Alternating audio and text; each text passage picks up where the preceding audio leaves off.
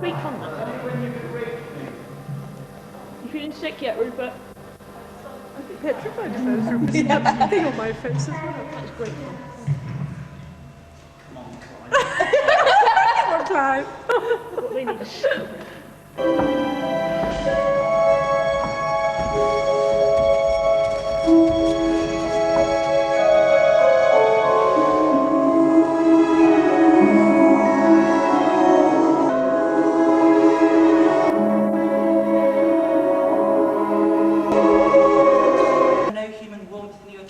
If there is, you can't have it. Get a move on, man. My should say this one more time. Push.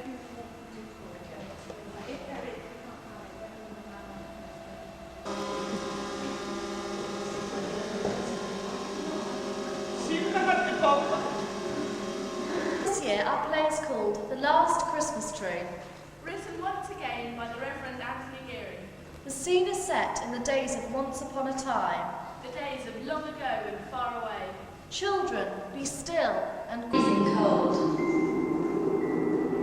There was not enough earth in the world to get light. Cooey, tree, I say tree, you down there, cooey. Somebody speak? Up here, star. But there are so many of you, which is you? I can see you. You look lonely. Do you have no friends? No brothers and sisters? When I was very small, I did. Star, can you see any of them from up there? I can see many trees. They're like you, tree, but they have two trunks, and they move about on them. There are lots of them. Look, you can see me wriggling my toes. I wish I could help you, tree, but what can I do? You've helped me already. It's been good to talk and to know that I'm not alone. Thank you. What did you say you were called? I am a star. Such good girls, you and Hazel. I wish your dear mother was still alive to enjoy Christmas with us. Me too. I miss her. But we have each other. It will be a lovely Christmas. Don't worry, Father. Don't let it spoil our holiday. Oh well, perhaps they'll let us... Can we all go? We could light a candle to the Christ child and pray that Lord Winter will be kind to us. Better let him in, March. Then keep out of his way.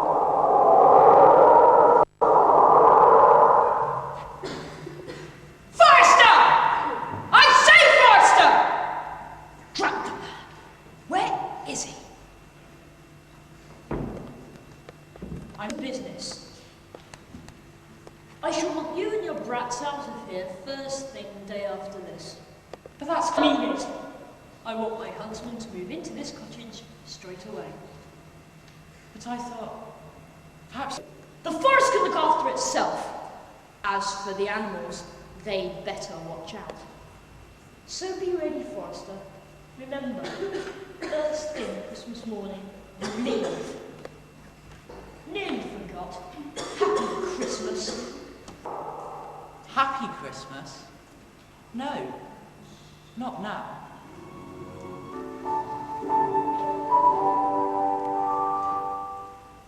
It's nearly dark already. Only one more night, and it will be Christmas. I like the waiting best. Do you? Everything seems to be waiting. It's so still. Even the trees are waiting. Look at that star. How brightly it shines. When I was small. I've told you 100 times already. Please. All right then. Just to be happy at Christmas. But there are no Christmas trees left. Never mind.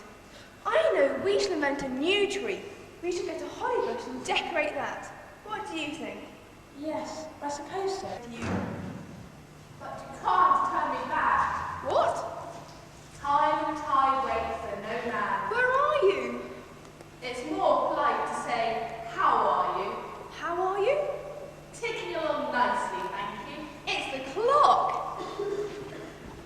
Father, you're in there. It's a joke, isn't it? Ah, it's a joke, all right. Nothing.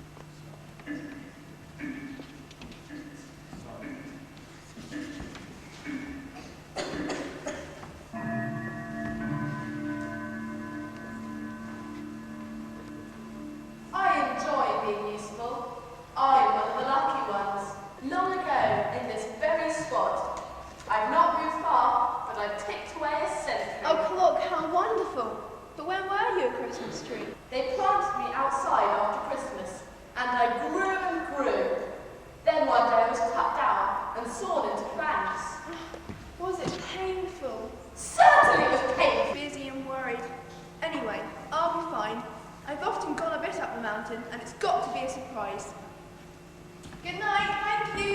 Come back. Oh, Richard, girl.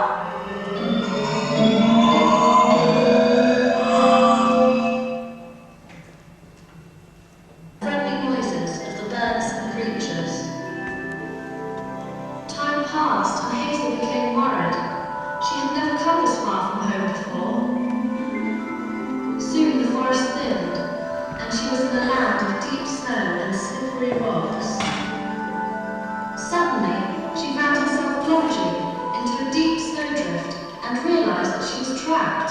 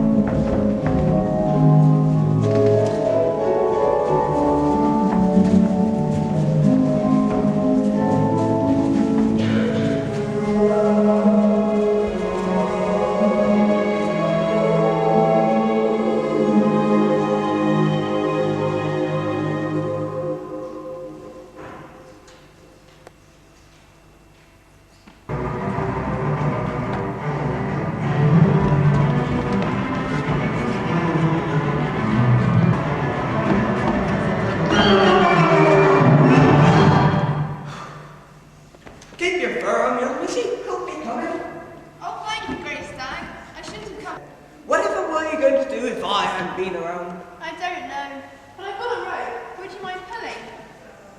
Don't like ropes. Nasty things. I'm a wild creature. Must run free. Still no. Better get a rope. Throw me the rope and I'll see what I can do. Oh, thank you so much. Now tell me, why are you so far from home? Blessed if I let any fawn of mine out alone, especially with nightfall and winter about. I was trying to find a Christmas tree for myself. Please? Haven't your folk taken enough? No, I haven't seen any Christmas trees in the forest. Oh, what shall I do? I'm cold and tired and fog. Me? I am a star. I know there's a Christmas tree. You do? I've stuff for you. There.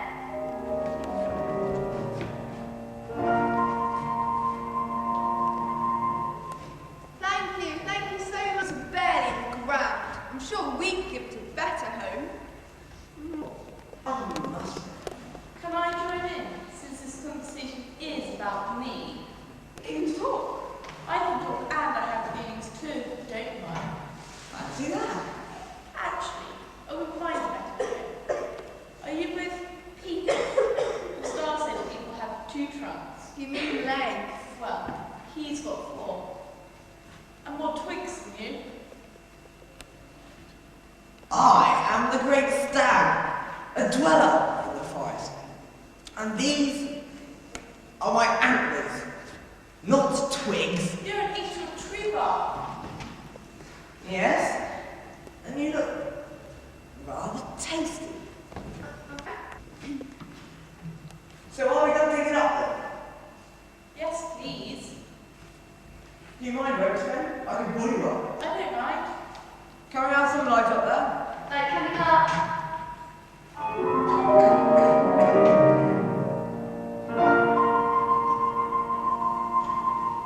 Ruth, we're rich. What is rich? I'm sorry, Treat. Like a new home. Gooder. Friends to talk to. But I thought of that now. I don't need the gold to be rich. You have it. Really? Oh, Stag, this means Father can pay back Lord Winter, and we can keep the forest. You and all the other animals will be safe. No one will come hunting you. This is wonderful. I didn't guess. My light and star. You're a star. The Christmas tree.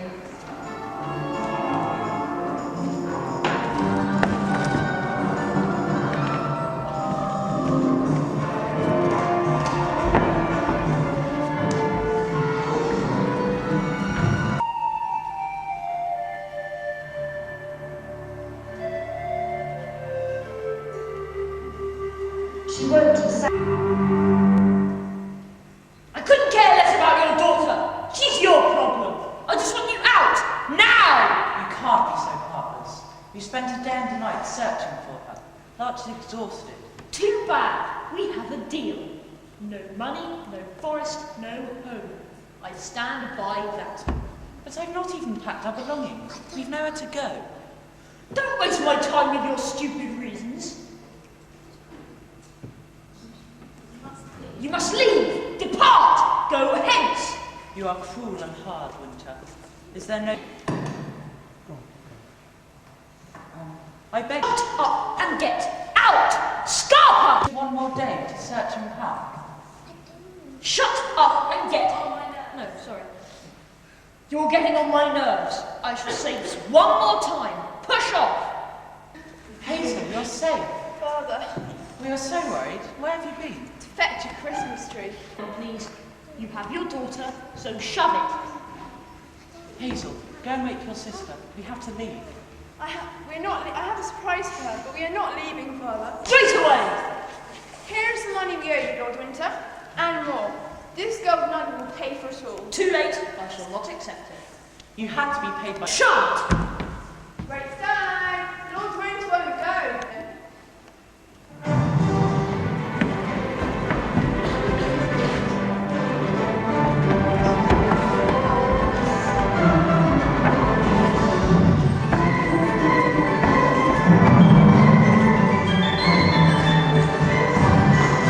I've got more. See? Hazel, you're the brightest gold nugget of all. Now we can stay here. That's the best Christmas present I could wish for. But here's another. You come. Another. Well, no, do your stuff.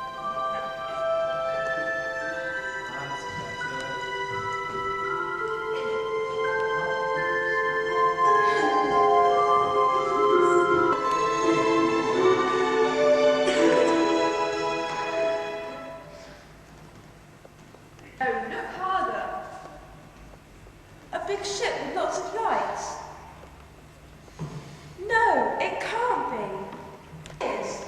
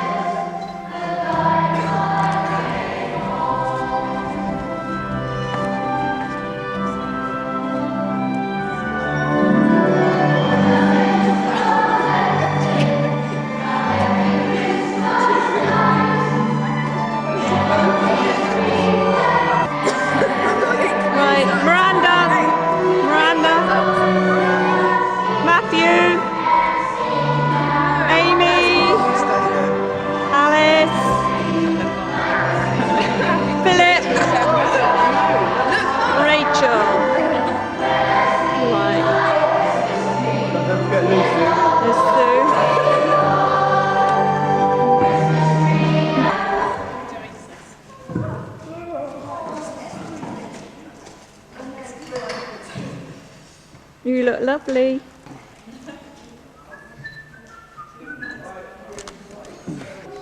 Here's Clive, been doing the lighting. Smile. Here's Heather and John, who's done the lovely dance for us. No, you're not quite in the dark, Heather. Hard light. There's Joe and Rupert up in the cherry picker, which we've got there at long last. More light, Clive, on the star. I'm having trouble with it. There you go.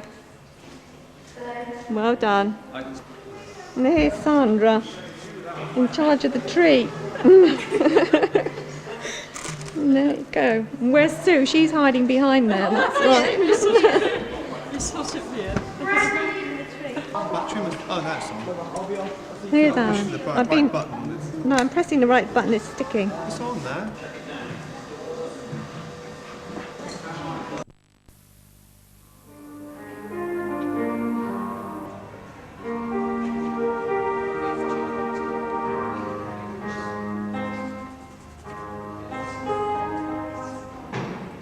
Have to look after one another and help each other.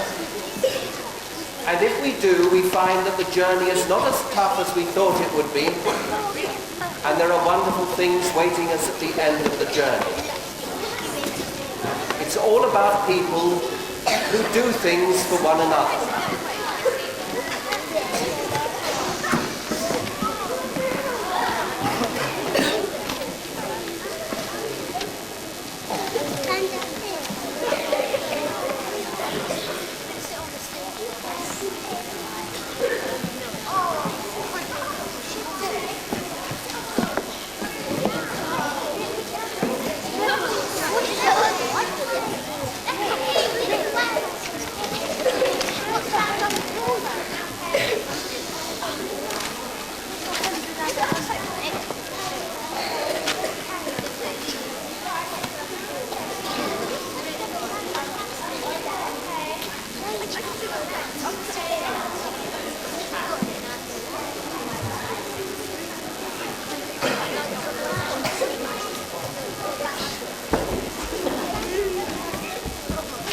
Hello everybody, we're the Storytellers.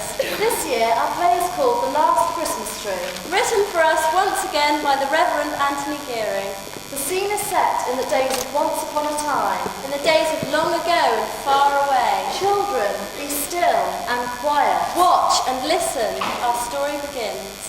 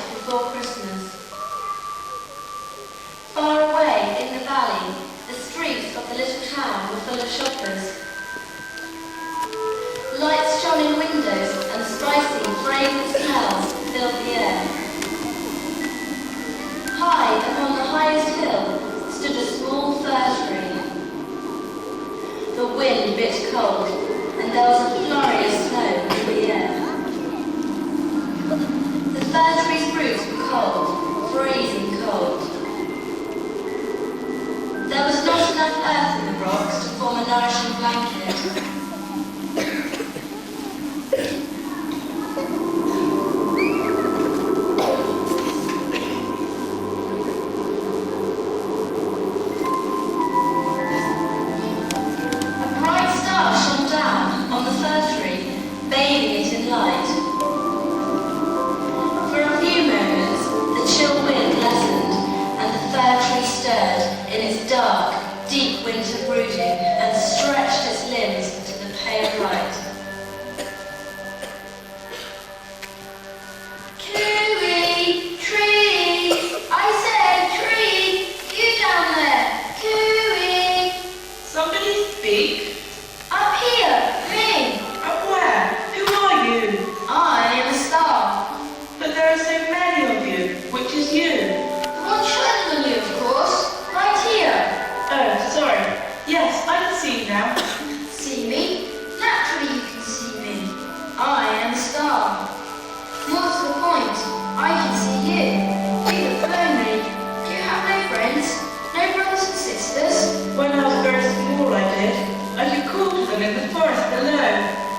slowly their voices fell silent. Now I'm all alone. Star, can you see any of them from up there? I can see many trees, but none of your kind. I can see the hills and the forests, the valley and the little town. I see people, cattle and sheep. I see clusters of lights. How lucky you are. I see only you and the other stars. What is people? People are like you, Tree, but they have two trunks, and they move about on them. There are lots of them down in the valley. I'm not sure you want to know this. They are not always good to you, trees. How do you mean? Why do you think your brother and sister trees have gone? I don't know. Well, people have taken them. They've cut them down. Cut them down? And carried them off to build Hillsburn. Oh, how awful! But people do good things for trees as well. They plant you in wide forests. They tend you, and when your life is ended, turn your wood into something useful or beautiful. I wish someone had planted me in the forest. I am lonely and cold. My roots do not have enough soil to grow. Look, you can see me ripping my toes. I wish I could help you, Tree, but what can I do? You've helped me already. It's been good to talk and to know that I'm not alone. Thank you. What did you say you were called? I am a star.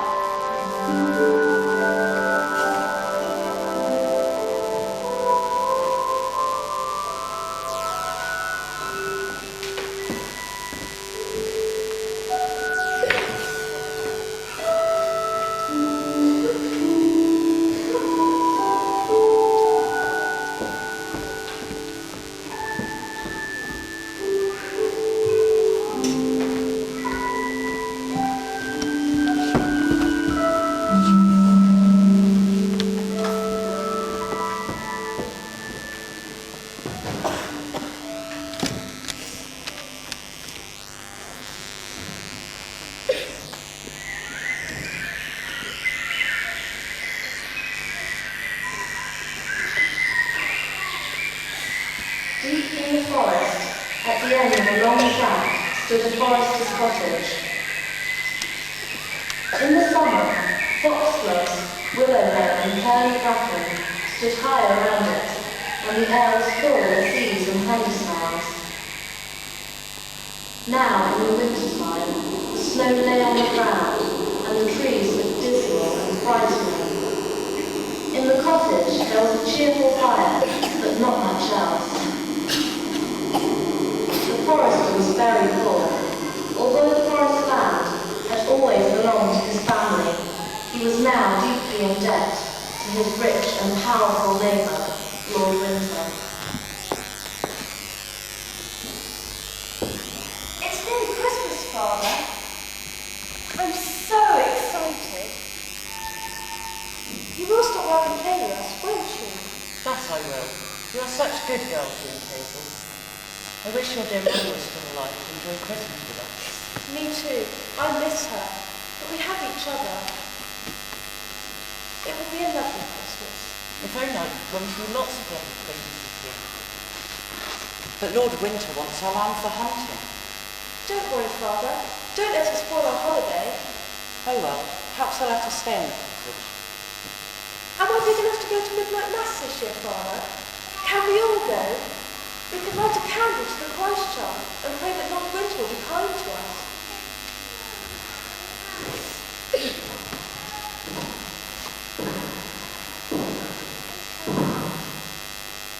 Too late for that.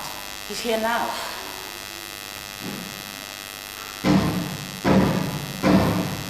Better let him in, Mark. Then keep out of his way. Don't worry, I'll keep out of his way. I don't like him.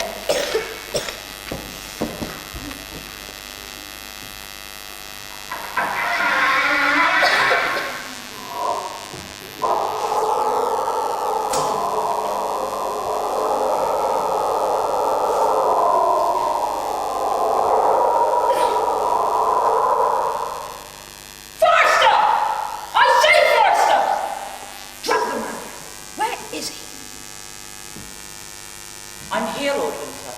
Welcome to my house. Your home, my house.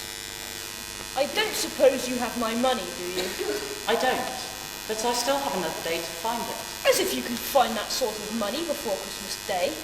But I've always found extra money for the Christmas feast. Oh yes. And how do you manage that? Well, there are lots to cut for the townsfolk. They need more this time of year. Is that all? There used to be lots of Christmas trees to sell, but now there are none left in the whole forest. Not one. That's your problem, man. Now, to business. I shall want you and your brats out of here first thing day after this. But that's Christmas Day. You can't mean it. Of course I mean it! I want my huntsman to move into this cottage straight away. But I thought, perhaps you'd want me to stay on, to look after the forest. Yes, you'd like that. Living here is an expense to me. The forest can look after itself. As for the animals, they'd better watch out. So be ready, Forrester. Remember, first thing Christmas morning, you leave. Sorry, nearly forgot. Happy Christmas.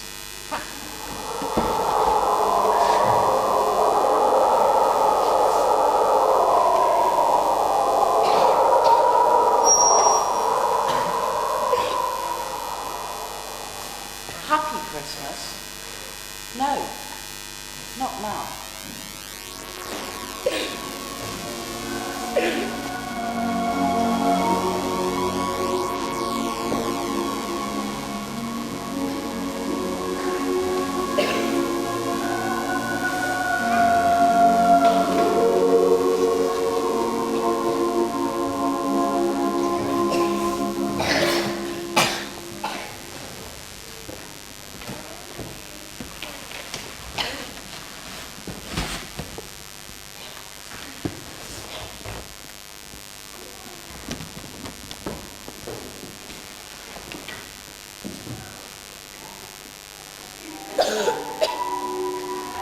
The forester's daughters, Larch and Hazel, live a lonely life in the forest. They are devoted sisters, the more so since their dear mother died. This is to be their first Christmas without her, so Hazel is determined that her younger sister will have a good time, not knowing that cruel Lord Winter has snatched Christmas from them.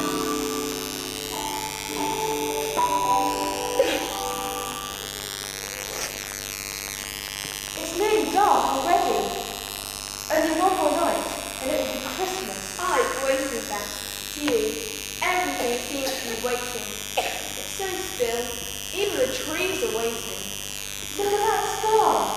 How brightly it shines. Just like the first Christmas star. Hazel, tell me again about Christmas when I'm small. I've told you 100 times already. Right then. Mother would sit at the table, and she would bring out all sorts of pretty things for decorations. Silver ribbon, coloured tissue, painted fir cones and large oak apples. I remember. What fun we had. And then we dressed the Christmas tree with all the decorations we had made. Yes, and we put red and white candles all over it and sang our carols. I miss Mother so much, but I know she would want us to be happy at Christmas. But there are no Christmas trees left. Never mind. I know. We should rent a new Christmas tree. We should get a holly bush and decorate that. What do you think? Yes, I suppose so. Of course we can. Now run and ask Father to get the decorations from the loft, and we'll choose some holly first thing tomorrow. All right.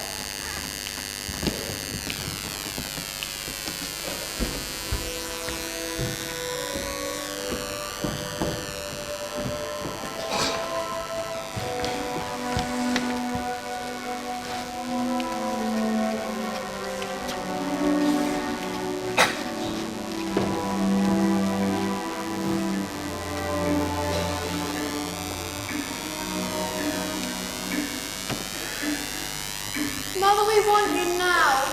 I wish it was Christmas again with you. But you can't turn me back. What? I'll wait for no man. Where are you?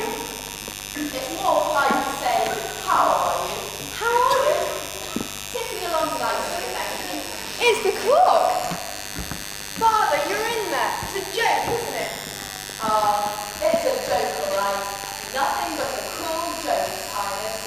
do talk. I try better. I try very beautiful. I know you. I love your chime and your ticking. It's so comforting.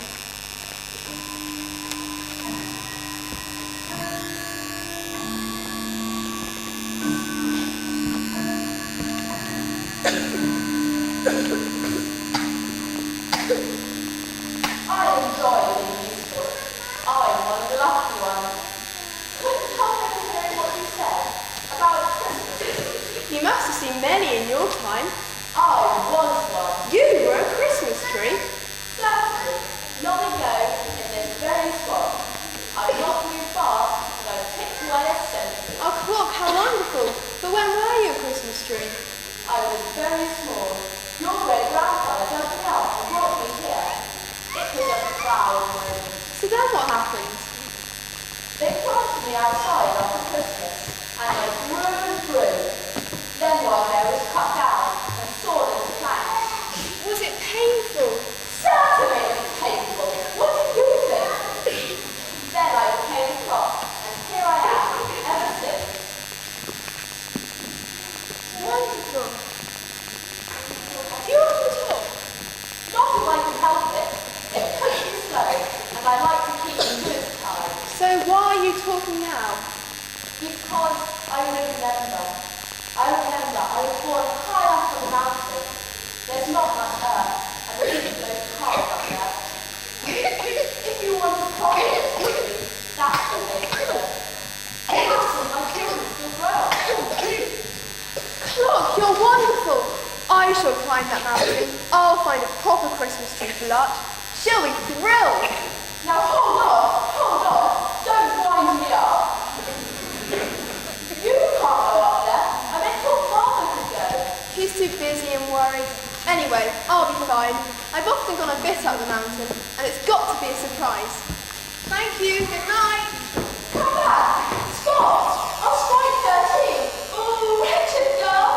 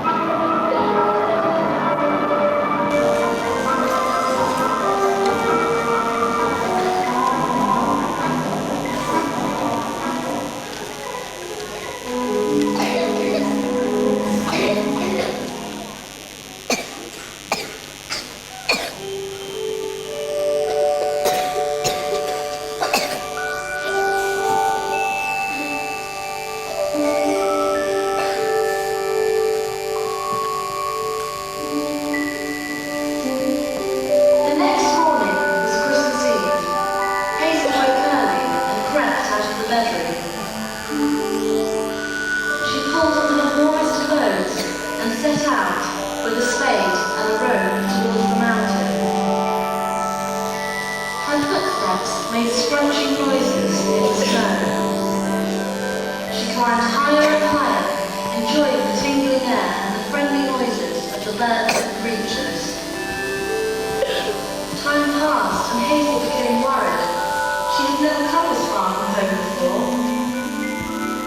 Soon the forest thinned, and she was in a land of deep snow and slippery rocks. Suddenly, she found herself plunging into a deep snowdrift and realized that she was trapped.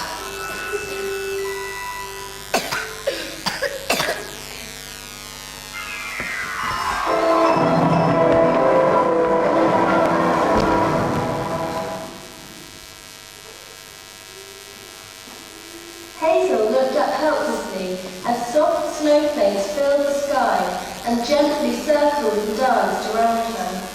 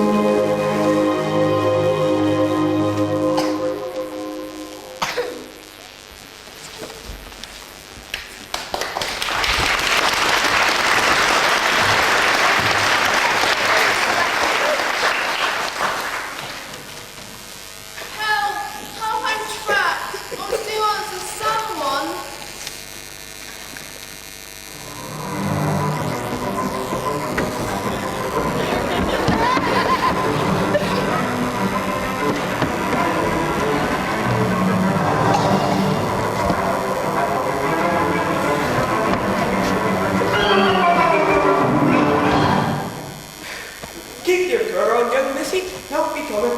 Oh, thank you, Stag. I shouldn't have come out here on my own. No, that you shouldn't. Look at you all cold and grey. Whatever were you going to do if I hadn't been around? I don't know, Stag. My little road. Would you mind telling? Don't like roads? Nah, you do. I'm a wild creature. Must run free. Stern all. They get around. Throw me the rope and I'll see what I can do.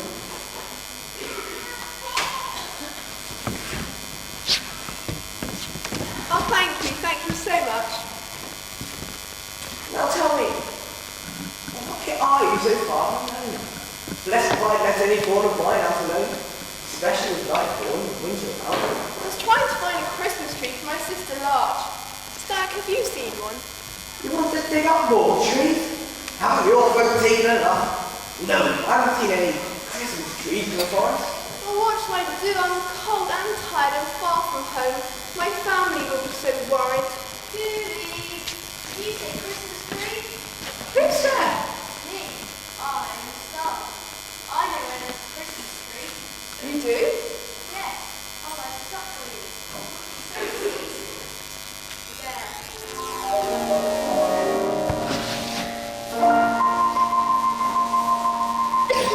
Thank you so much. You're an absolute star.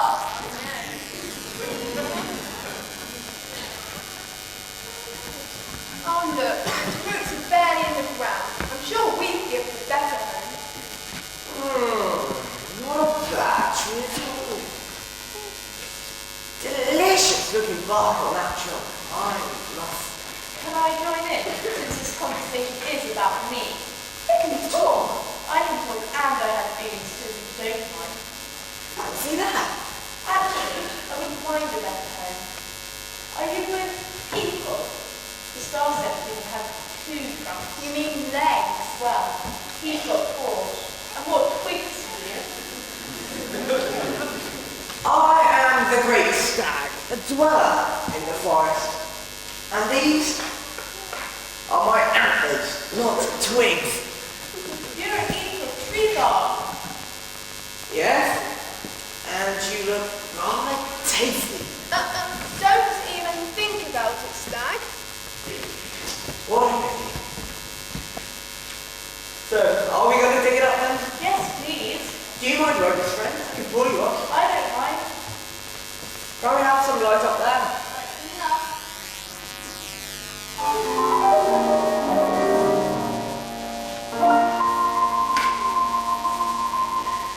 Look, something's shining in its roots. The tree has got nuggets of gold in its roots. We're rich. What is rich? I'm sorry, tree. This is your gold. I mean, you're rich. What is rich? It means you can have anything you want. Like a new home, good earth, friends to talk to. But I want for that now. I don't need the gold to be rich. You have it. Oh, really? Stag, this means my father can pay back Lord Winter and we can keep the forest. You and all the other animals will be safe. This is wonderful. I need to get. I like that gold. And I'm not a star. You're a star. Hazel gathered up all the gold she could find, and the great stag gently pulled up the Christmas tree.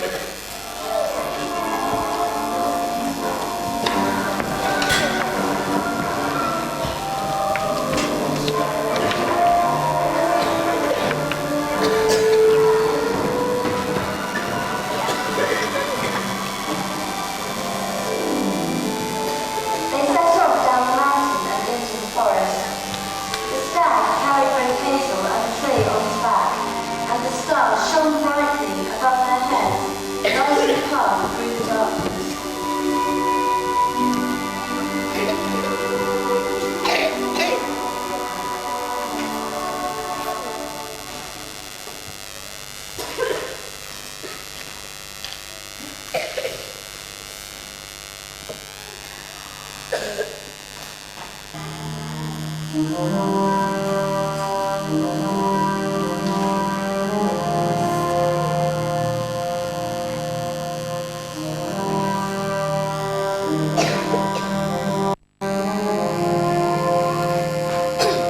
The way seemed longer and more difficult than before. Hazel was grateful for the warm back of the stag and gradually dozed.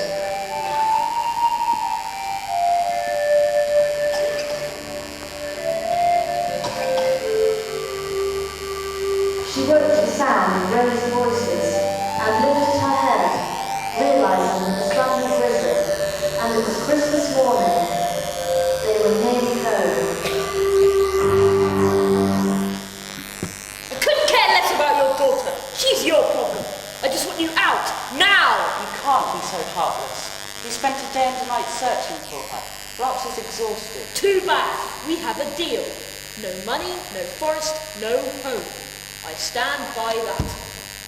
But I've not even packed our belongings. We've nowhere to go. Don't waste my time with your stupid reasons. You must leave. Depart. Go hence. You are cruel and hard, Winter. Is there no human warmth in you at all? If there is, you can't have it. Get a move on, man. My huntsman is waiting to move in. I beg you, let me find my poor daughter first. Shut up and get out! Scalper! I've got a big Boxing Day hunt organised for tomorrow. Give me just one more day to search and pack. You're getting on my nerves. I shall say this one more time. Push off!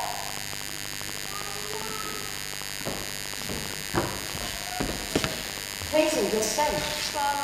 We are so worried. Where have you been? To fetch a Christmas tree. A Christmas tree? There are no more Christmas trees. I've got one. Father, I'm sorry you were worried. I didn't mean to be so long. I've been to the very top of the mountain.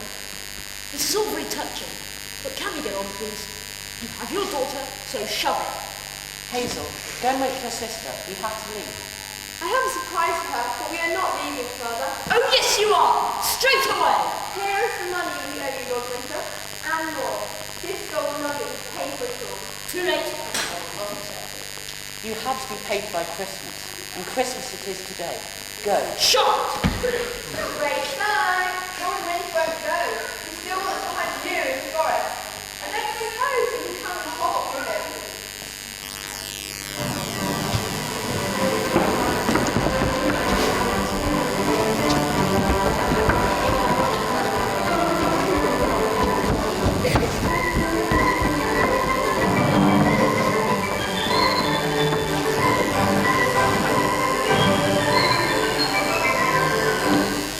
My child, where did the gold come from? From the very top of the mountain, Father, on your land.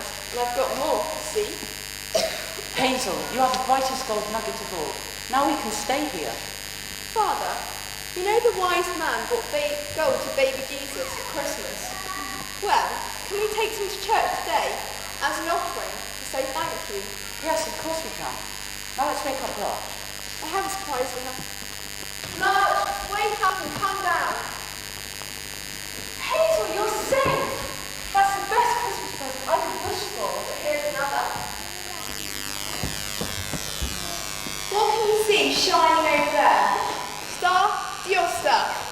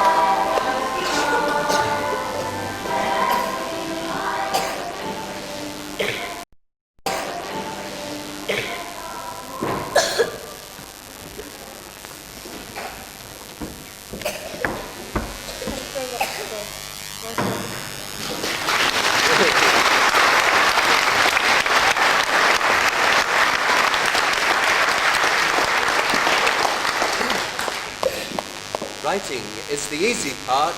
I think the actual production and stage management is a credit to Crediton every year, and it's mainly the work of the Stoyles and a loyal band of helpers. So another big clap for the people that put this on.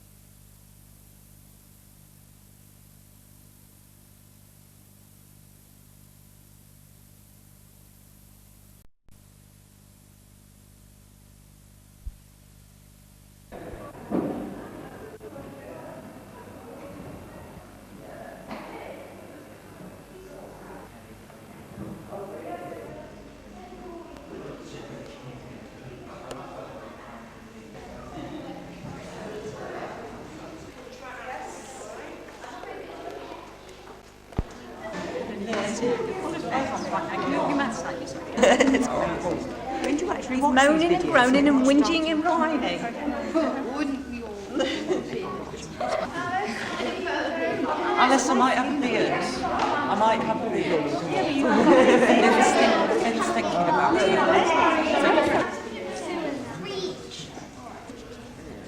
What are you doing, Joe? Wafting. Trying to get this carbon to go. Charcoal. Yeah, I know it's red.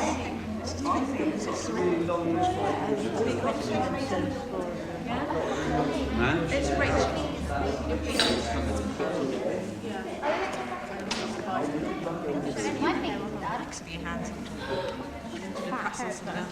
Oh, never mind. This? We can do that tomorrow night. Face up.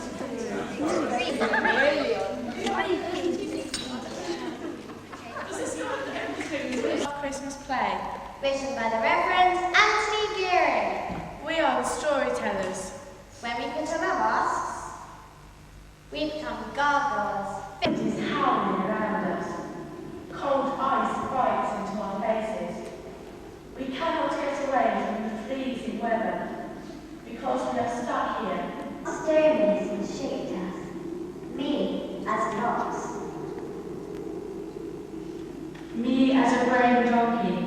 shadows huddled from the growing storm.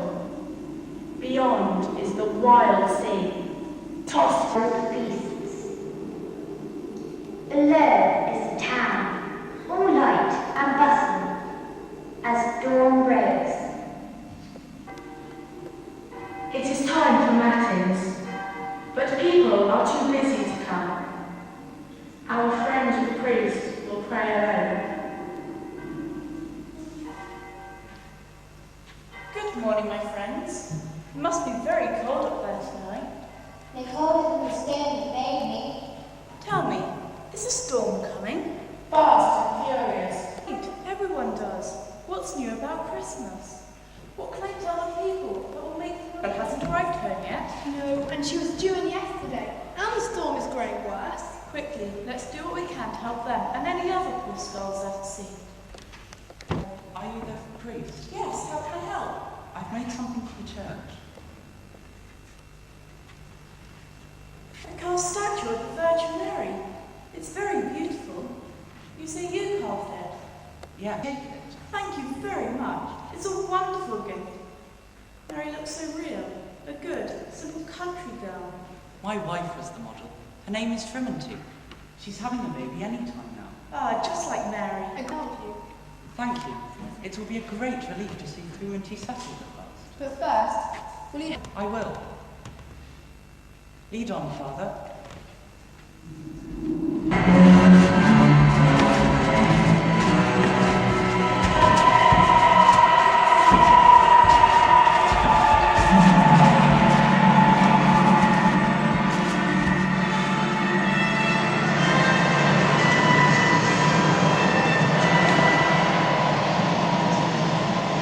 The ship, the Fair Angel, is returning to port.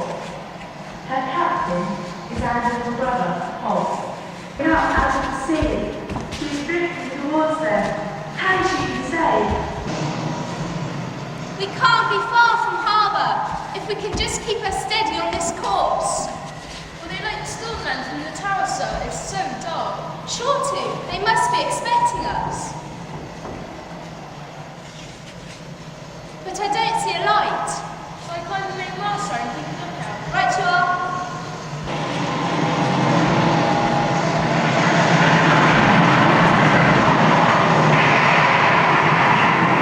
Aye, aye, sir. Steady now, men. Keep calm and listen to orders. We'll get the Fair Angel safe home for the Christmas market. You'll see. Don't go on ahead, sir. Helmsman, bring her round to starboard. Move it, man. Help him, some of you. Where? Where are you looking? On the starboard bow, sir. We're turning towards it. Thank God. Hold her steady now, boys. We're going to make it. Yeah!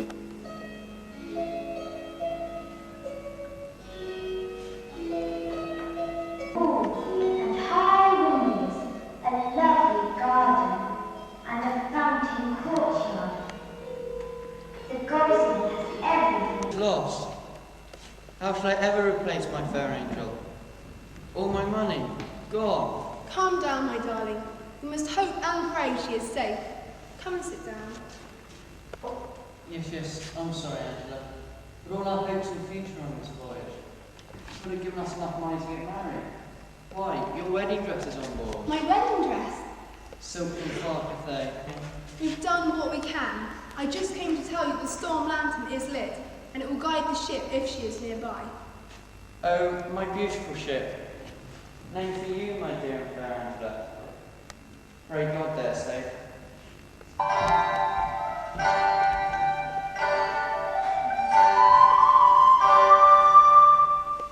Good day, Master God. You promised me fine stuffs, rare fruits, strange spices, rich wines. Is there nothing for me? The berry queen. The wife. Well-known herbalist, midwife. Makes jams and jellies and such. Oh yes, but she's counting on your goods for Christmas trade. If I go back empty-handed, I'm a dead man. Well, Boss, and all your goods with her. If she comes in, you'll hear about it. She is the Fair Angel, and she should have docked in the harbour yesterday. Fair Angel, like Berry Queen. She's the Berry Queen. A marvel with bilberries, blackberries, raspberries, elderberries, whortleberries, hips, haws, horseradish, comfrey, sage, parsley, rosemary and thyme. Yes, thank you. I bid you good day.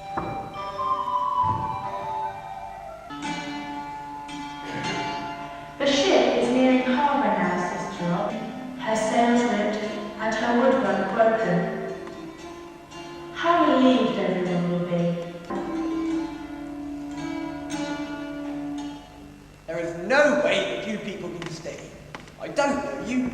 Can you pay? I doubt it. Young and capable. I can work, sir. I'm a carpenter.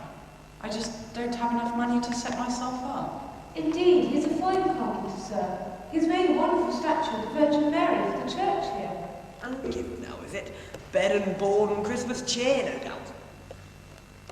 But sir, we would not trouble you. I'm sure the priest will find a corner for us. You turn us out on Christmas Eve. Hardly turning you out. You aren't in and you won't be.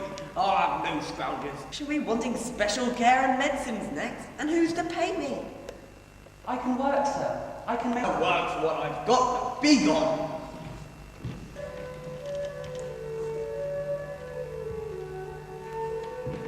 We had better go. There is nothing for us here. Oh, Angela, I'm so sorry that you're in trouble. You must be desperately worried about your brother. And I guess your father is too. Yes, he is very anxious. He just doesn't want to show it. It makes him angry and unreasonable. Well now, would you both like a warm drink? But your father's... Oh! Help me! The pain's starting. I think the baby wants to come. I'll run to the midwife. She's preparing for the Christmas market. Run, girl, run. Babies, don't wait. Ship. Has she arrived? I've been hearing a lot of noise. Yes, she is home. Home in time for Christmas.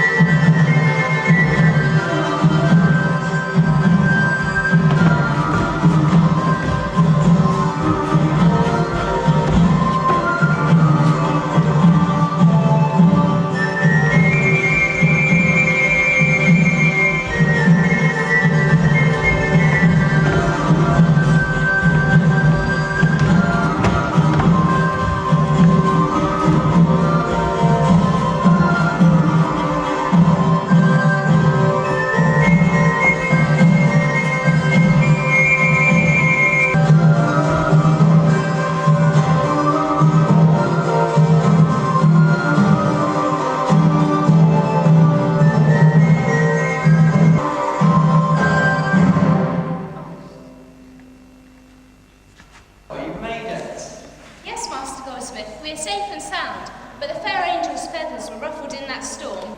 And it has already begun. Aye, aye, sir. And how is my sister, the other fair angel? Sir.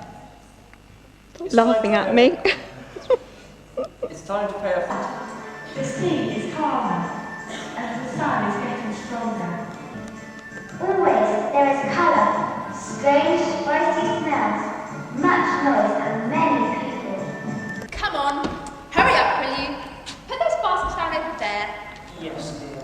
Not there, that's the gutter. Over there. Very well, dear. Not there. How do you expect me to keep the market will take his pick? Over there. Yes, dear. Sorry, And do hurry up. It'll be the Easter market before you're ready. dear. Yes, dear. Yes, dear. The trials I have. You will go, and you will move quickly, and see if the ship is in yet. Yes, dear. Go quickly. Right. And woe betide you if it isn't. Woe betide you, dear. Right. Then get to it! If it isn't a beautiful colour. Taste it. It's a fine daub for the boar's head. Believe me. It is a good colour. And a good sharp taste. Do you have any honey, mistress? For my Ursula's work, too. What might that be? He's the master apothecary in the town. A good one, too, but a hard master. The apothecary. Does he make medicines for bad breath, flat feet, and boils? Do you? No! For my husband. I'm sure he does. But here is... The storm is gone, and we shall have a proper Christmas feast. Good day. Are you the one they call the Berry Queen? I am. Bilberries, blackberries, raspberries, elderberries, waterberries. What do you like? What's your pleasure? Oh, please help us. We have a girl giving birth in our house. Angel. Is she in then? We do not know. Let me start your storm. I happen the apothecary. Is making his way to the church. I can see him running up the steps from the harbour. Our priest is here, and he already has a visitor, the apothecary. How pleased he will be to see his son. Fair angel indeed. My daughter should have known better. The goldsmith's a fool. Why are you so bitter and angry? Why do you think, Father? Of course I'm worried.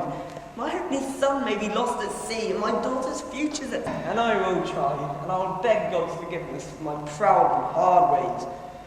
I've been uncaring to those I love. A man, a carpenter. The man came here. Angela took him home. I'm safe. Thank God. Haha. I Lovely. can hardly believe it. I've nearly given up hope. See, I'm just about to light a candle for your safe return. Now it... Your sister had a hand in that. She helped me raise the lantern when the storm was high before dawn. The ship is in a bad way. We shall have lots of repair.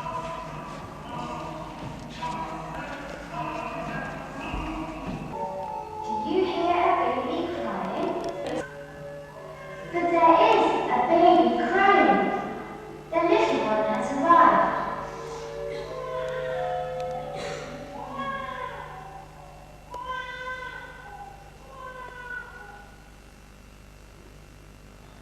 There you are, my dear. A beautiful baby boy. He's a Christmas baby. So he could be Robin, like me. Or Joshua, the old name for Jesus. Yes, I like that. Joshua. I must tell him. He means I must go and have a drink with everyone. Oh, please don't let him meet my husband.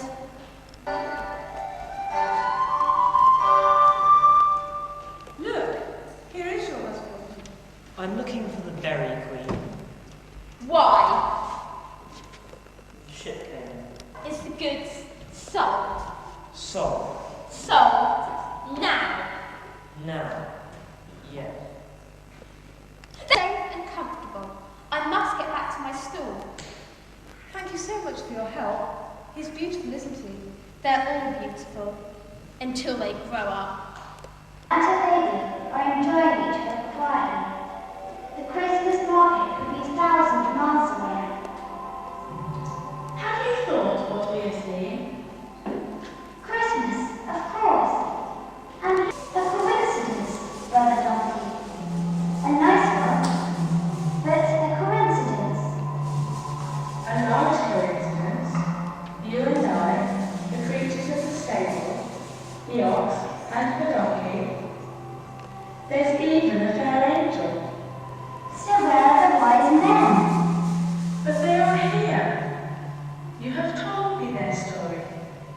the goldsmith with his riches, the priest who will offer incense at midnight mass,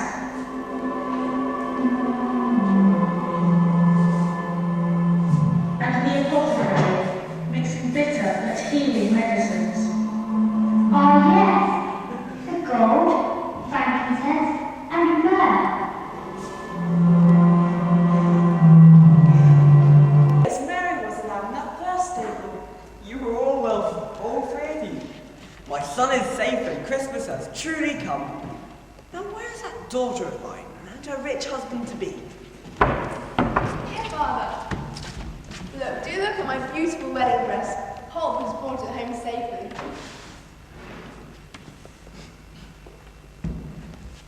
Silk from far cafes, seed pearls. Isn't it wondrous? Truly wondrous, and you'll forever be my fair angel. And mine.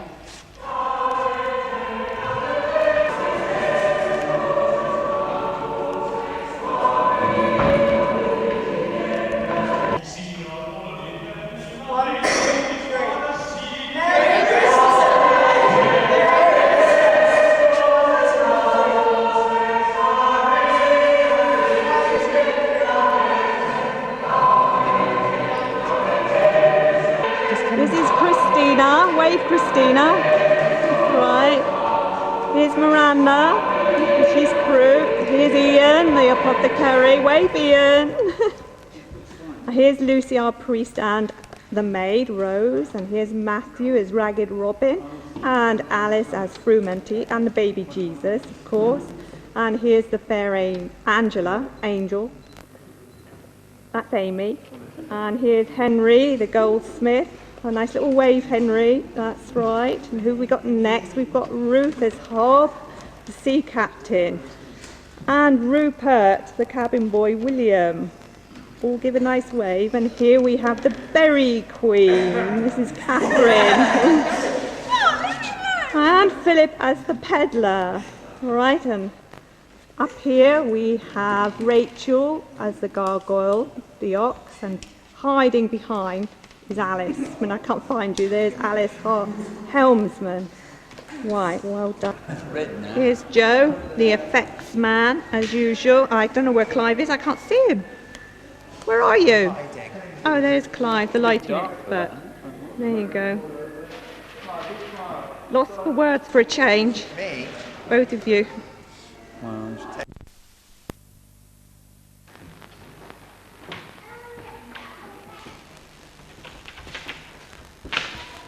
Hello, everybody. Welcome to this, our 12th Christmas play. Written by the Reverend Anthony Geary. We are the storytellers. When we put on a mask, we become gargoyles fixed to the church tower. From there, we shall unfold the story of the fair angel, written in the medieval times of old. To be still and as quiet as church mice, the time has come to read the magic of our Christmas play.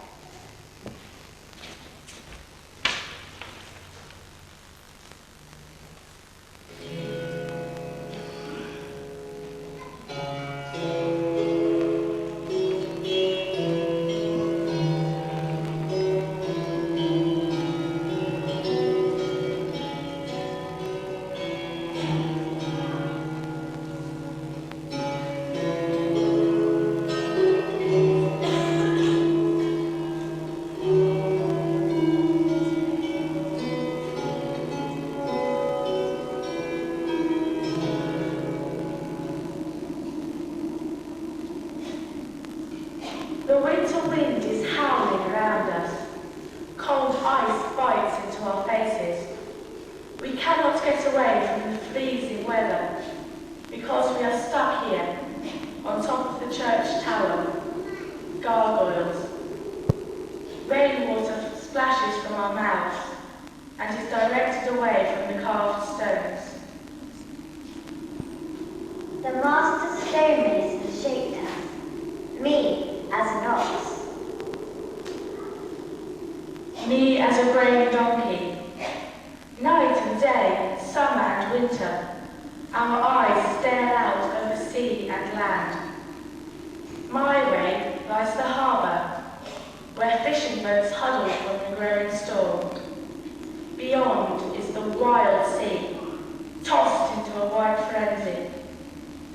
the poor sailors. My way is the forest, full of dark secrets, thieves and wild beasts. Below is the town, all light and bustle, as dawn breaks. Today is the Christmas market. Everyone is preparing for it, praying that the storm will blow itself out. It is time for matins, but people are too busy to come. Our friend the priest will pray alone.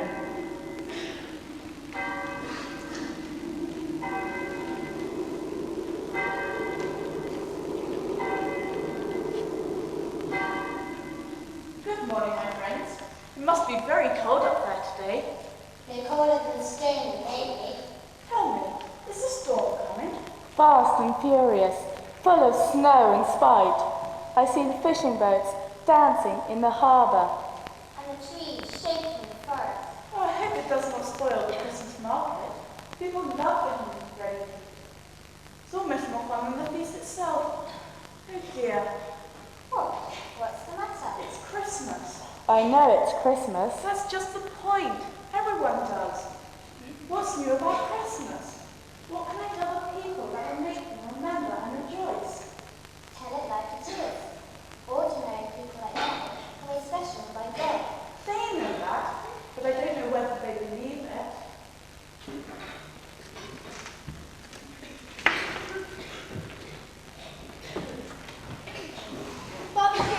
Father Kit? Angela! Oh, Father, we must light the storm Oh, lamp. yes, you're right. I should have done it last night.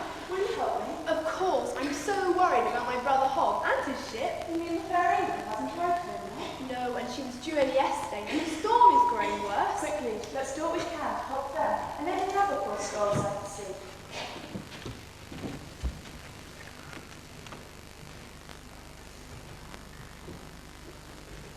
Hello, somebody else has come to pray. Are you the priest? Yes, how can I help? I've made something for the church. A cast statue of the Virgin Mary.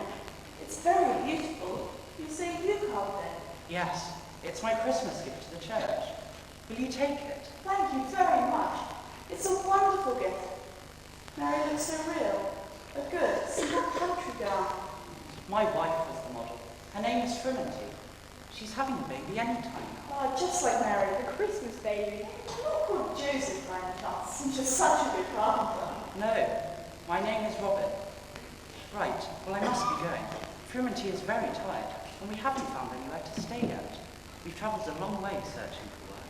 Why don't you try my father's apothecary shop in the town? I'm sure we can help you. Thank you. It will be a great relief to see Frimonty settled at last. But first, will you help us raise the storm lantern? I think it will be too difficult for Father Kit and me. I will. Lead on, Father.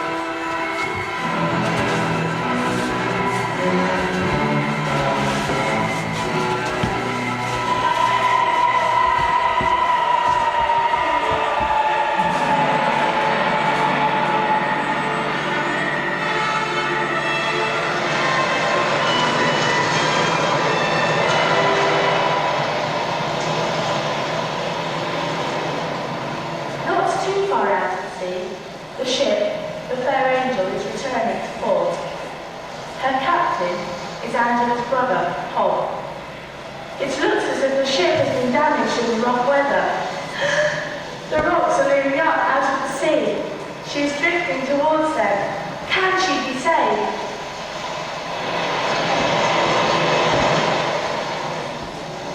We can't be far from harbour. If we can just keep her steady on this course. Well, they like the storm lamps in the turret, sir. It's so dark. Sure to. They must be expecting us. But I don't see a light. So I can't even answer and keep looking out. Right, you are. Be careful, William. We're depending on you.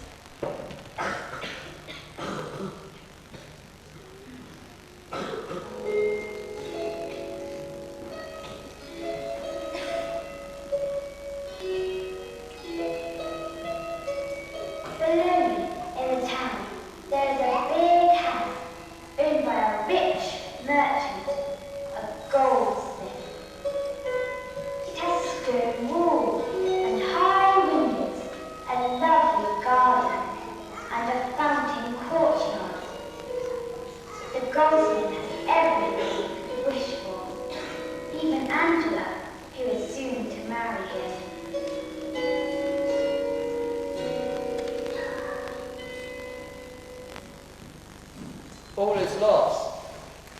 How shall I ever replace my fair angel? All my money, gone. Calm down, my darling. We must hope and pray she is safe. Come and sit down. Remember, my own brother Hob is on board. Yes, yes, I'm sorry, my dear. But all our hopes and future are on this voyage. Would have given us enough money to get married. Why? Your wedding dress is on board. My wedding dress? Silk from far Cathay, stitched with seed pearls. Not to mention all the spices, fruits and choice wine for the Christmas market. Oh, woe is me. We've done what we can. I just came to tell you the storm lantern is lit, and it will help to guide the ship if she is nearby. Oh, my beautiful ship, named for you, my dear and fair Angela. Pray God they're safe. I must go. I'm taking a sweet couple home for Christmas. Rag Robin and his wife Ruinty. They are waiting for me. She is very near her time, and the baby will need warmth and comfort. I shall come with you. I cannot bear to stay here thinking the worst for our beautiful ship.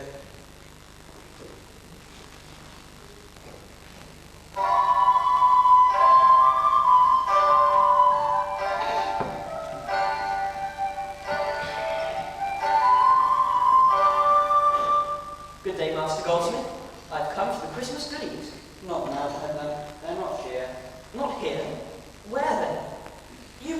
fine stuffs, rare fruits, strange spices, rich wines. Is there nothing for me? Nothing yet. Now please leave. Or what shall I tell the Berry Queen? She'll not be flat and sit on me.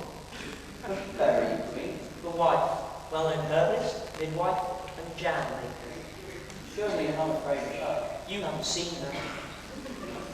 But you can sell her goods in the market. I take it she makes jams and jellies and stuff. Oh yes, but she's counting on your goods for Christmas trade. If I go back empty-handed, I'm a dead man. Well, a flat one anyway. My ship might be lost, and all your goods with her. If she comes in, you'll hear about it. She is the fair angel. She should have docked in the harbour yesterday. Fair angel? Like that young lady you saw, eh? Eh? As I say, you shall hear if the fair angel comes in. Give her to your jelly queen. Berry Queen. She's the Berry Queen. A marvel of bilberries, blackberries, raspberries, elderberries, whortleberries, hips, haws, horseradish, comfrey, sage, parsley, rosemary, and thyme. Yes, thank you. Now please, I bid you good day. Good luck, more like Master Goldsmith. Bid me good luck. And yourself, too. I need that ship here. No more than I do.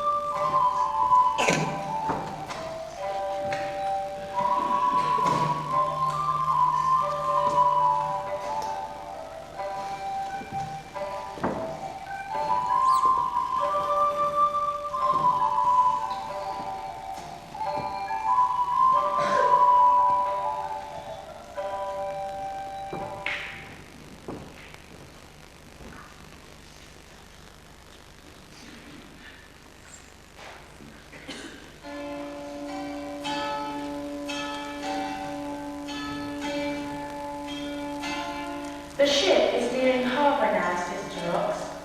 I can see her struggling in, her sails ripped and her woodwork broken. How relieved everyone will be. I see trouble brewing on land. I look down in the apothecary's workshop. Angela's father is driving out the young couple. There is no way that you people can stay here. I don't know you. Can you pay? Doubt it. But sir, we are homeless and desperate. Get to work, you young people. I can work, sir. I'm a carpenter. I just don't have enough money to set myself up. Indeed, he is a fine carpenter, sir. He has made a wonderful statue of the Virgin Mary for the church here. And did Father Kit not pay him? It was a gift. Ah, so I am to make you a gift now, is it?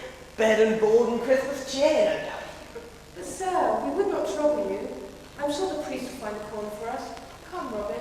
Would you turn us out on Christmas Eve? Yes, I'll be turning her out. You aren't in, and you won't be. I'll have no grounded here.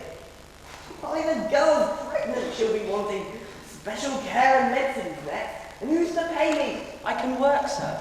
I can make or restore your furniture. Robin, come away. I shall be happier somewhere else. Your daughter promised us... My daughter's more kindness than sense. I've no time to waste on the idle and useless. I've had to work for what I've got. Now be gone.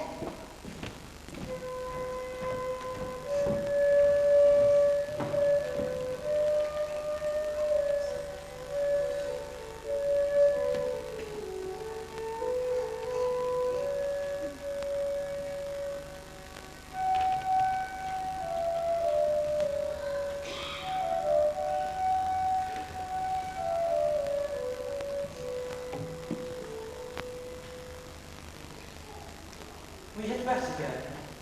There is nothing for us here. Oh, Angela, I'm so sorry that you're in trouble. You must be desperately worried about your brother. And I guess your father is too. Yes, he is very anxious. He just doesn't want to show it. It makes him angry and unreasonable. Well now, would you both like a warm drink? But your father lighten your condition. You shall stay here this Christmas Eve. My father will not return to the workroom until after the holidays. You can stay here. It's very kind of you, but perhaps you'd better go. Oh! Help me! The pain's starting. I think the baby wants to come. I'll go for a midwife. She's preparing for the Christmas market. Make yourself at home. I'll be back as quick as I can with the Berry Queen. Run, girls, run. Babies, don't wait.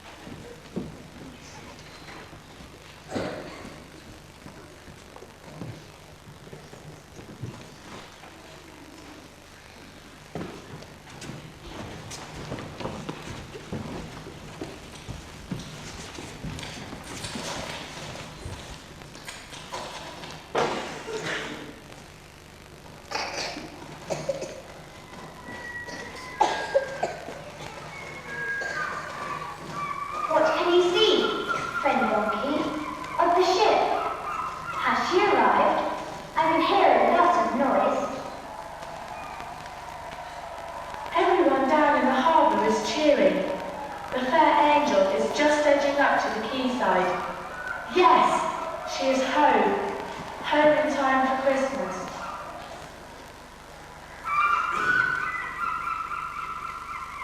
Safe home at last.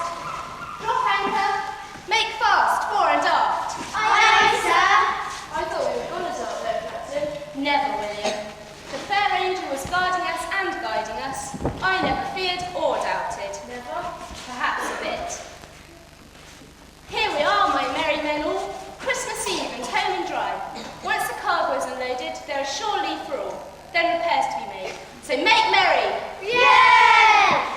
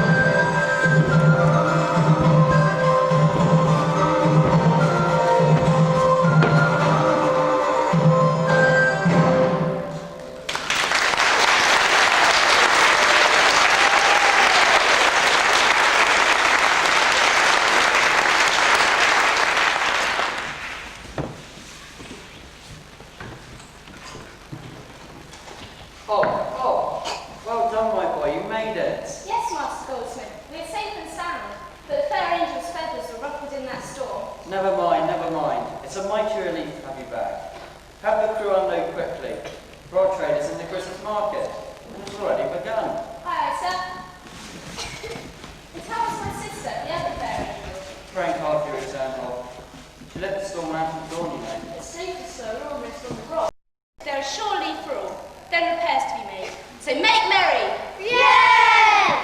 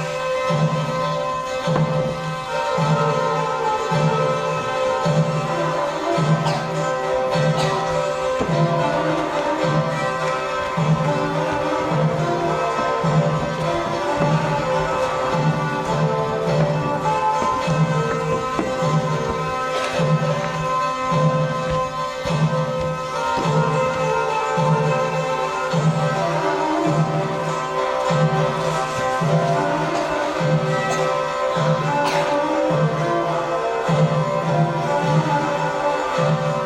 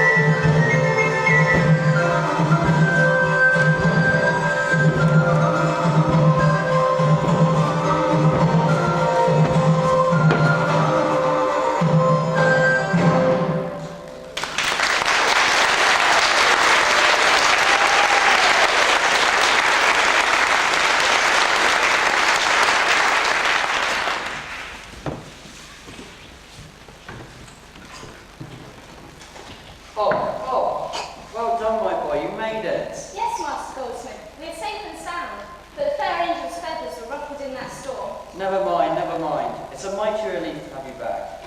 Have the crew unload quickly. For our traders in the Christmas market. And it's already begun. Hi, sir.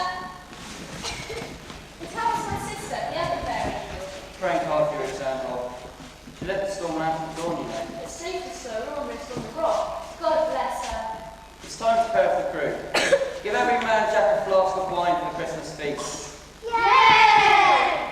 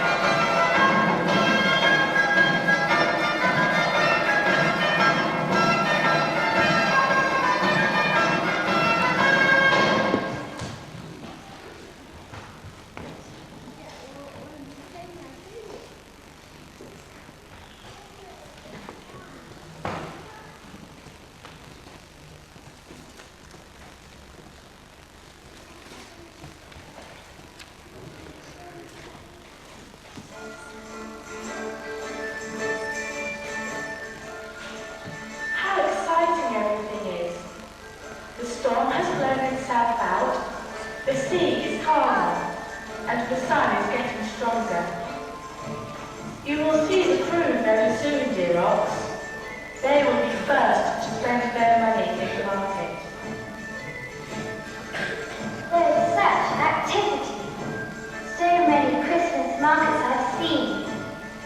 Always there is colour, strange spicy smells, much noise and many people. I wish, just once, we could change places and you can see all the excitement as the stalls are set up. Come on, hurry up, will you? Put those baskets over there. Yes, dear. Yeah. No, not there. That's the gutter. Over there. Very well, dear. Not there. How do you expect me to keep an eye on them over there? Every thief in the market will take his pick. Here. Yes, dear. Sorry, dear. Do hurry up to the Easter market before you're ready. Yes, dear. Yes, dear. The trials I have. You will go, and you will go quickly and see if the ship is in yet. Yes, dear. Go quickly. Right. And won't try this in. Won't try you, dear. Right.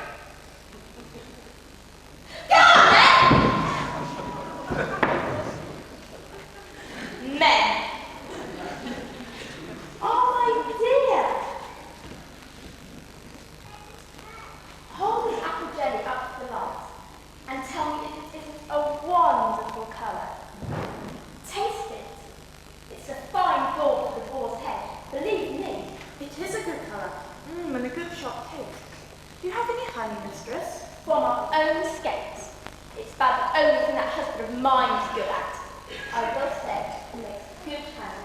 How much would you like? That large crop. The master's very partial to sweet things. It's useful in his work, too. What might that be? He's master apothecary in the town. A good one, too, but a hard master. The apothecary? Does he make medicines?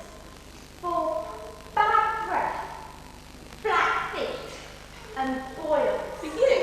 No, for my husband. I'm sure he does. But here's my young mistress's daughter. You can ask her. I will. Good day, mistress. The storm is gone, and we shall have a proper Christmas feast. Good day. Are you the one they call the Berry Queen? I am. Bilberries, blackberries, raspberries, elderberries, whortleberries. What's your pleasure? What would you like? Oh, please help us. We have a girl giving birth in our house. We need you as a midwife. I cannot leave my stall. We make our Christmas livelihood at this Christmas fair, and my husband is away at the harbour, waiting for the ship, the Fair Angel. Is she in then? We do not know. Let me guard your stall. I help in the apothecary shop. Yes, Rose can do it. Very well. My husband should be back soon. Not that he's any use. Thank you, and please come quickly. Goodbye, Rose.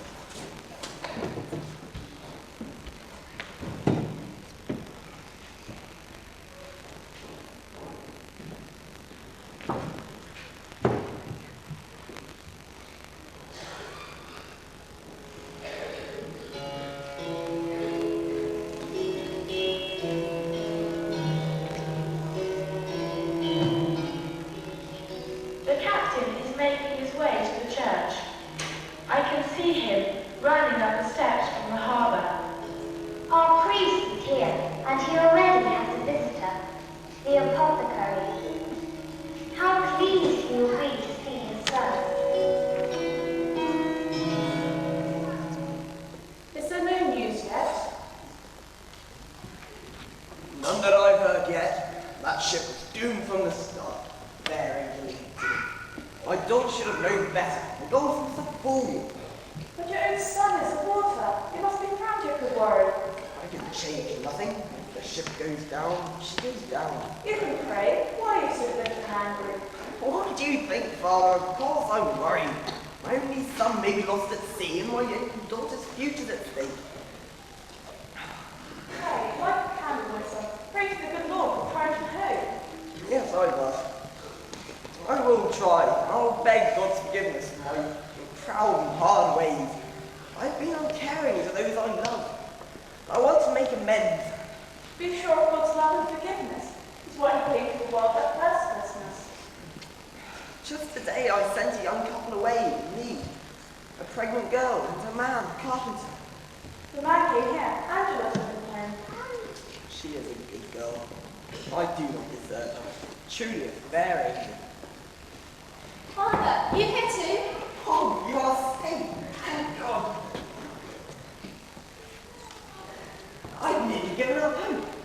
See, I'm lighting a candle for your safe return. Now, yes, thank you. That is why I have come too. I owe my thanks to God for protecting us and lighting our way. Your sister had a hand in that. She helped me raise the lantern when the storm spiked at the dawn. The ship is in a bad way. We shall have lots of repairs. I'll come home and eat. Angela will be so pleased to see you. Oh, and I will introduce you to a carpenter to mend your ship.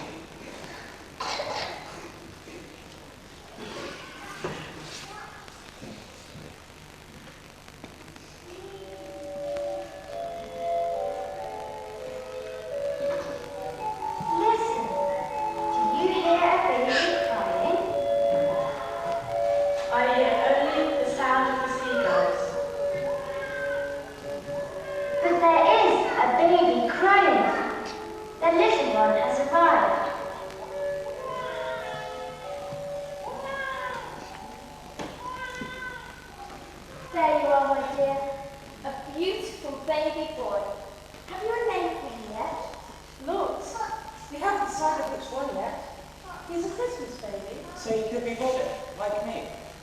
Or Joshua, the old name for Jesus. Yes, I like that. Joshua. What do you think, Robin? It's a good name. Joshua he is. Thank God he has arrived soon. I must tell everyone. He means I must go and have a drink with everyone. Oh, please don't let him meet my husband.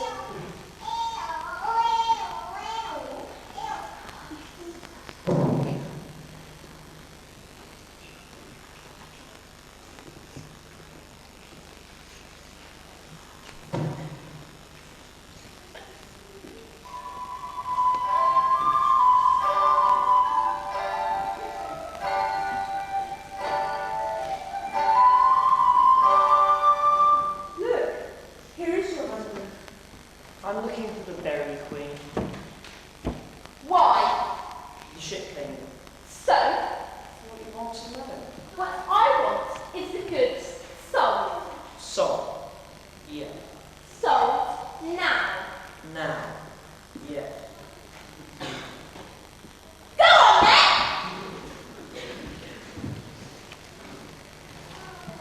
My dear, you're safe and comfortable. I must get back to my stool. Thank you so much for your help. He's beautiful, isn't he? They're all beautiful until they grow up. The baby is beautiful.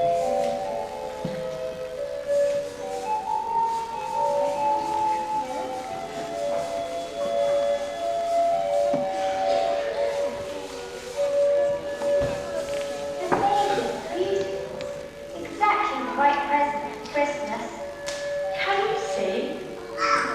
In through the open window of the apothecary's workshop, the mother and her baby are enjoying each other quietly. The Christmas market could be 1,000 miles away. Have you thought what we are seeing? Christmas, of course. And look, it's even beginning to snow. Precisely. Christmas. A baby boy, a homeless mother, a carpenter. A coincidence, Brother Donkey. A nice one, but a coincidence. A large coincidence. You and I, the creatures of the stable, the ox and the donkey. There's even a fair angel. So where are the wise men? But they are here. You have told me their story. The goldsmith with his riches.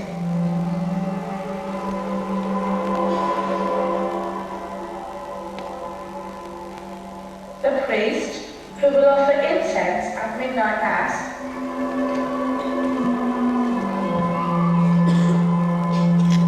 And the apothecary mixing bitter but healing medicines. Ah, yes. The gold, frankincense, and myrrh.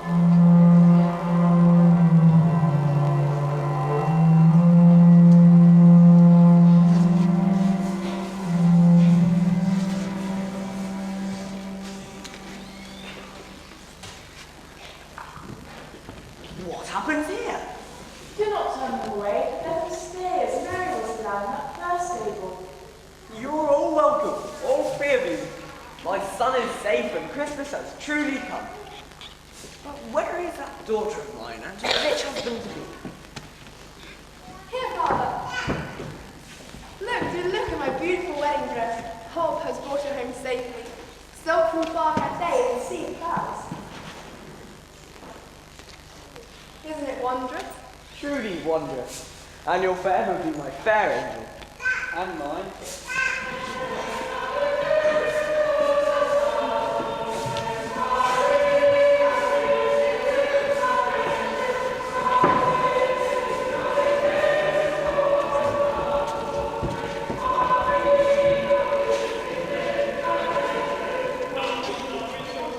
Merry Christmas, everybody! Merry Christmas!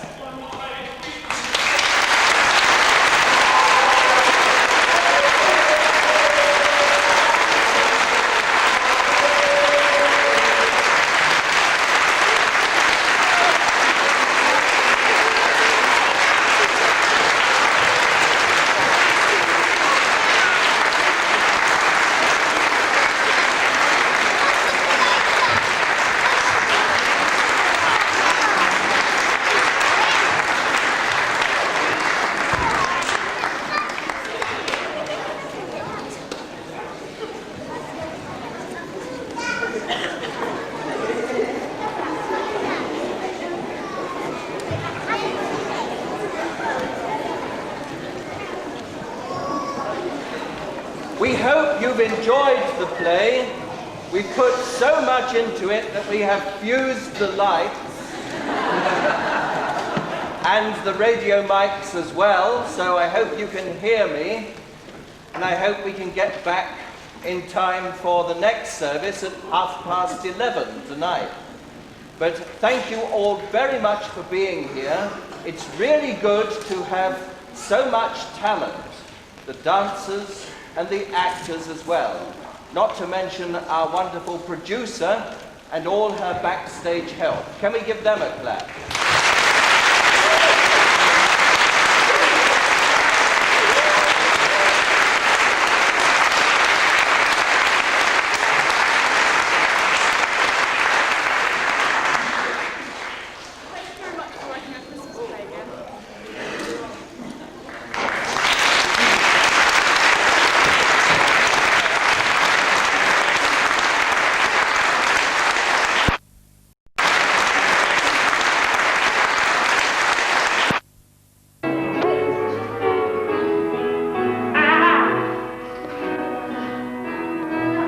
Caught, Philip.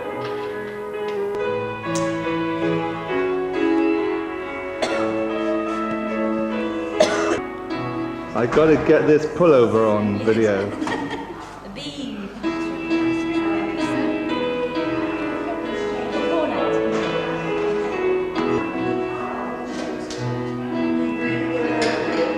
Joe, what do you think of the colour of it then? What?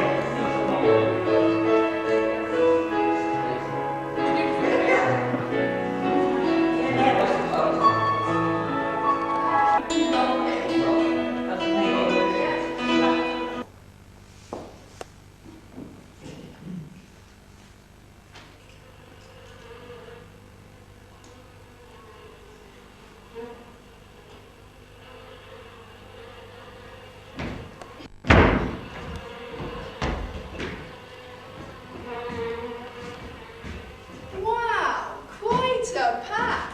This place oozes honey. Let's get set up. Word is, she's a pretty difficult lady. Okay, let's just run an instruction through. Ready when you are. Hello Magazine is proud to present an exclusive interview and pictures from within the country estate of Queen Bee.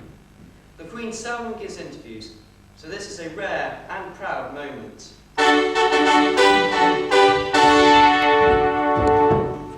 Her Most Sweet Majesty, Queen Bee. A pleasure and an honour, ma'am. Stop! Do not approach the Queen. Do not initiate conversation. Thank you, Chamberlain. They may approach and address us. Ma'am, thank you for seeing and cooperating with this very special interview. Condescending. I'm sorry?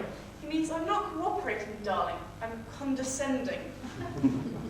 Quite. I thought we might begin with a quick tour of your wonderful palace. Out of the question. Security of the monarch, etc. What a bore. You don't really want to see all that, do you? Drones and cells. Unpleasant necessities. I thought maybe a picture or two of you in the nursery. Or one of your palace banquets, you eating royal jelly. No, no, no. The High Great Chamberlain here will issue you with authorised portraits.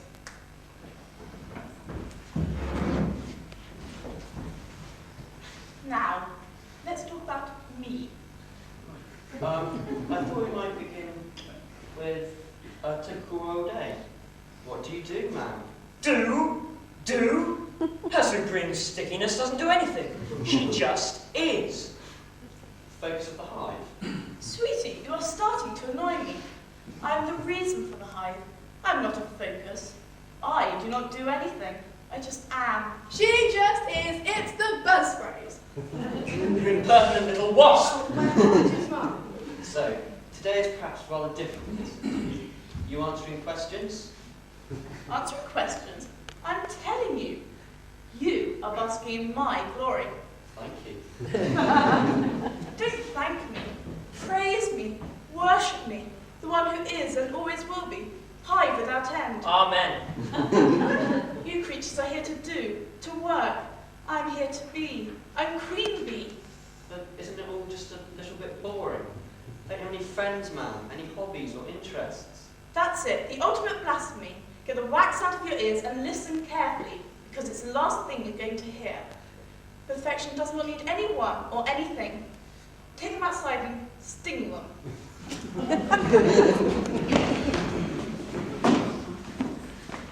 The queen bee does not change. The very idea. These creatures need to learn their place. Next, they'll be wanting free will.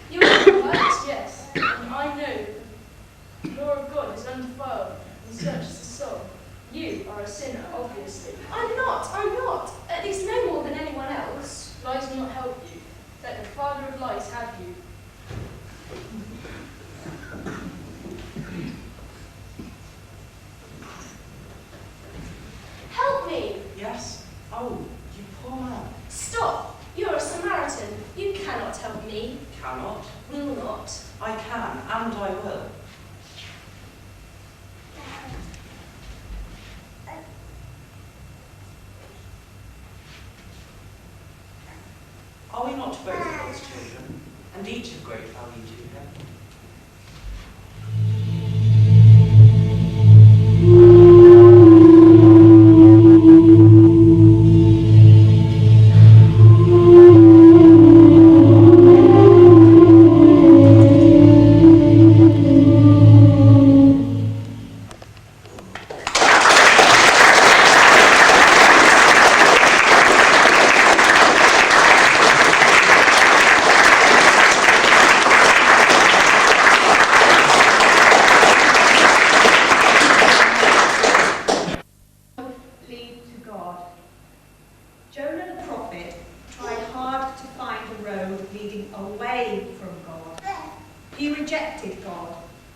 took off in the opposite direction.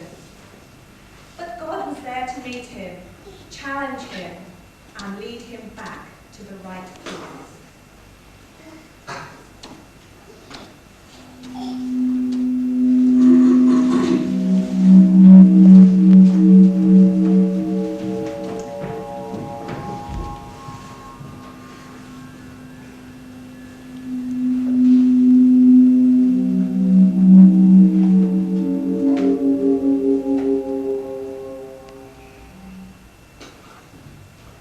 Jonah is an awfully nice big chappie.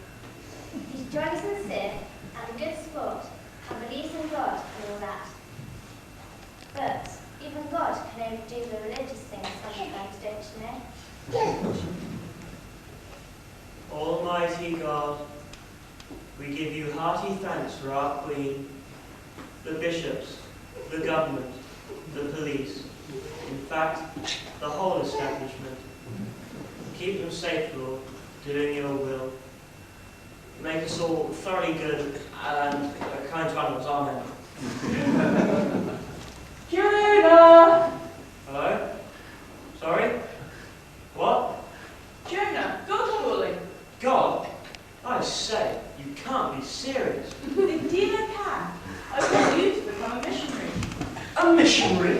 To Nineveh. Nineveh? Oh, for heaven's sake. Precisely. Tell them all it is a city of sin. They're doomed. Look, Lord. Almighty God. Father, I'm really sorry. I'm not cut out for this missionary thing. I sort of do it at home. Look after the people here. Isn't there someone else you can send? No, this is your job. Off you go. So off Jonah goes. He heads for the coast and asks for a ship. Ship ahoy! I say, I want a boat.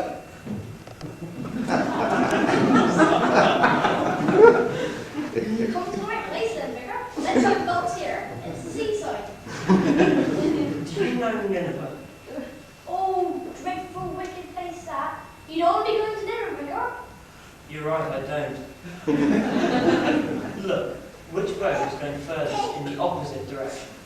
This one's just off to Spain. That'll do nicely. Will you take me? You're welcome. You'll be lucky to have a vicar on board. Spain will give you a nice tan. Costa del Tarshish. Here, here. Many thanks. You know the next bit.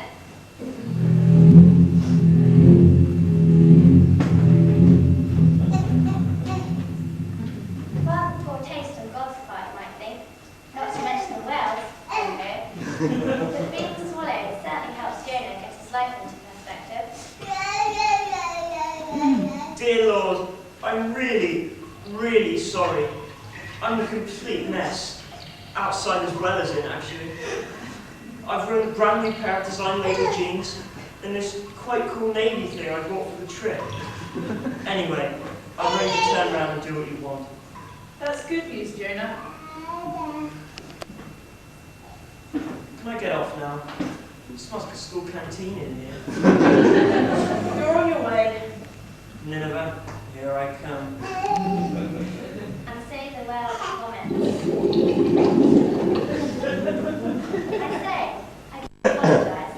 Rather direct read that. And say the whale vomits straight onto dry land.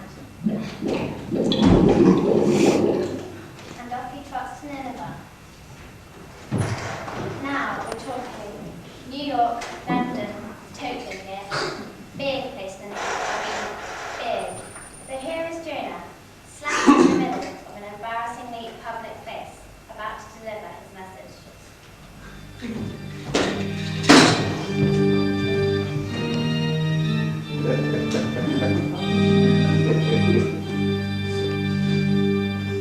Yet 40 days and Nineveh is doomed. What's that? I'm king here. Yet 40 days and Nineveh is doomed, Your Majesty. Oh dear. I'm terribly sorry. This is the word of the Lord. I know. What? I know. Wicked place, Nineveh. I've been waiting for something like this to happen. Believe me. Darn right I believe you. And I hereby repent in dust and ashes.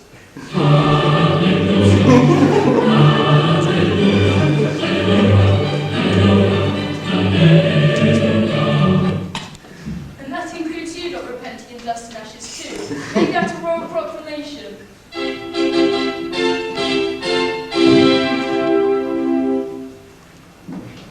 Well, you can imagine, Jonah is gobsmacked. Someone listens to God. First time too. He is not best pleased. I mean, it's all too easy. Just say sorry and it's alright. Really, you think God will listen?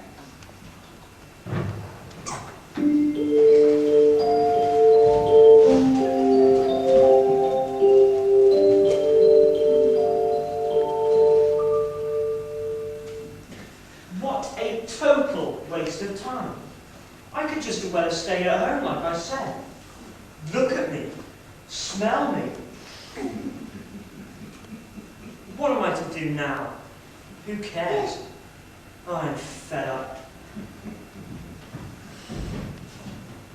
It's scorching hot. I might as well be dead. Don't say that, Petal. Here, let me shade you. There you go. Isn't that nice? Marvellous, thanks. I say you're a pal.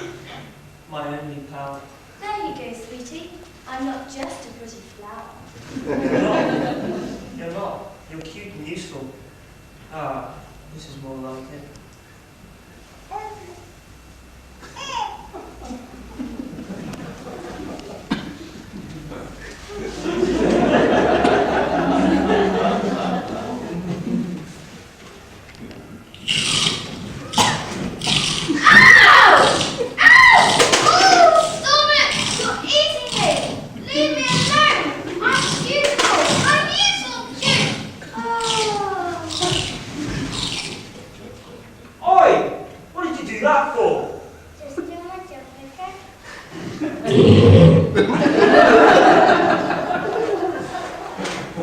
God, Lord, did you see that? I arranged it, Jonah. What? Don't you see? You feel sorry for one little plant. Won't let me feel sorry for a great city. Jonah, Lord. let's start again, shall we? Right, Lord. Thank you, Father, for saving the wicked city of Nineveh. Thank you for the nice well, and please grant it dental hygiene very soon. Thank you for the beastly worm, and may the plant rest in peace. May I rest in peace, Lord? Amen. Not yet, Jonah. Now, do you know a place called Crediton?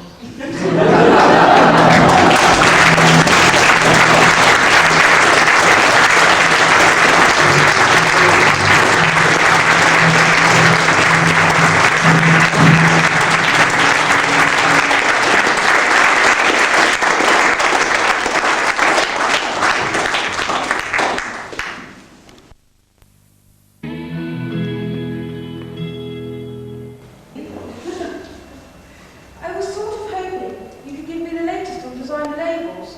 What grabs you out on trainers? And can you tell me how to the trainers as well, even though you're twiddling?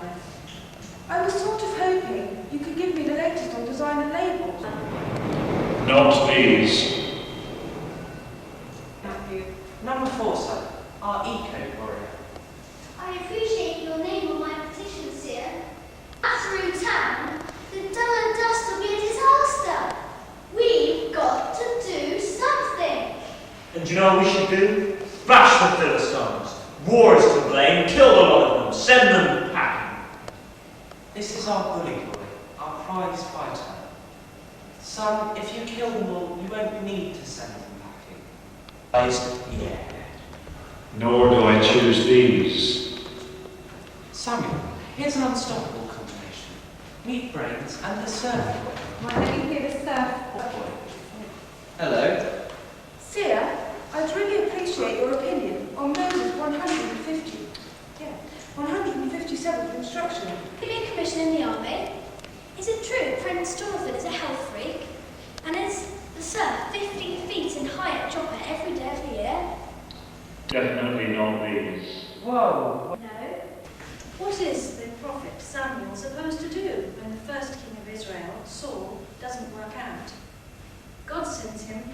secret mission to Bethlehem to recruit and anoint a new royal. Jesse of Bethlehem has lots of sons, all different, each with his own gifts and weaknesses. Who amongst these youthful hopefuls is likely to make a good king? Thank goodness it has to be God's choice. Hear, all children of the Lord, everyone. He's strong and will weak, he's humble and meek, and he loves us all. And even though we're children, we're soldiers just the same. Come to the Lord as children and praise His name. Now, Samuel, take a flask of olive oil and go to Bethlehem and find a man named Jesse, for I have chosen one of his sons to be king over Israel.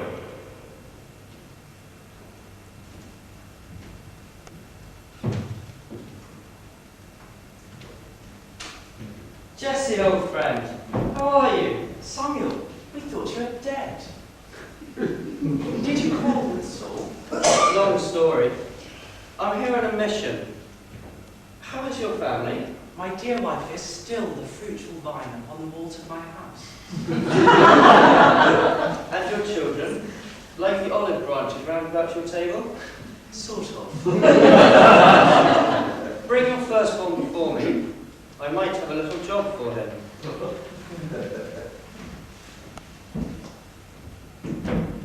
Eliab! Yes, Father. Say hello to the seer. Hello, seer. Nice boy. Good girl, I think so. Hey, you great. Come on, Dad. Is it my fault if I'm beautiful? They like me for myself. Not this one, Samuel.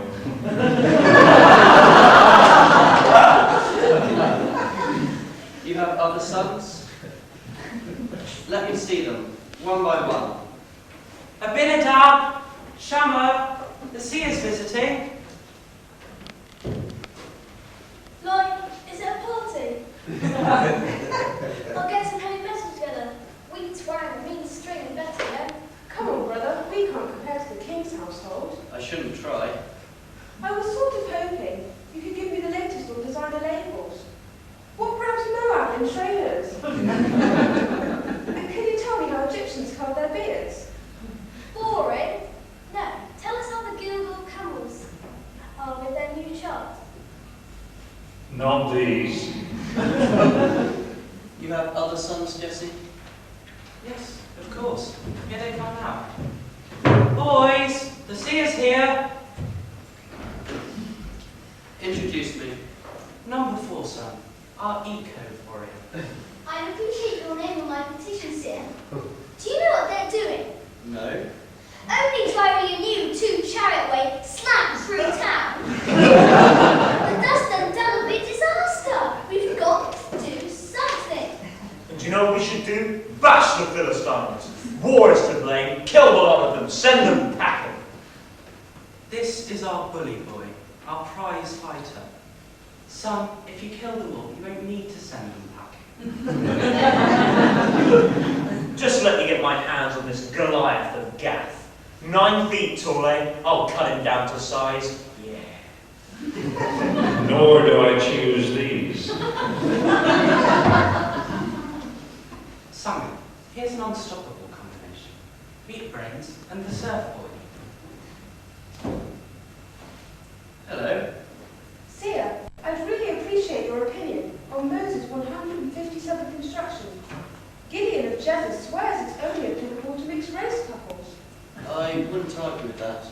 Just as well, we'll be here till next barley harvest. Seer, I'm fit. Can you get me a commission in the army? Is it true Prince Jonathan is a health freak?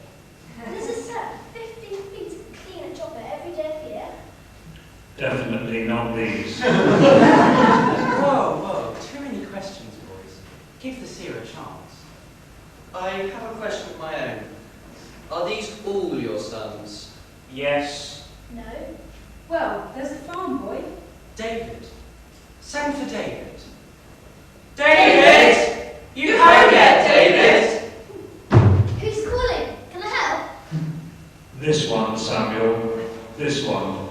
God is calling my son, and yes, you can help. Children of the Lord, everyone, big and small, short and tall, He loves us all. He loves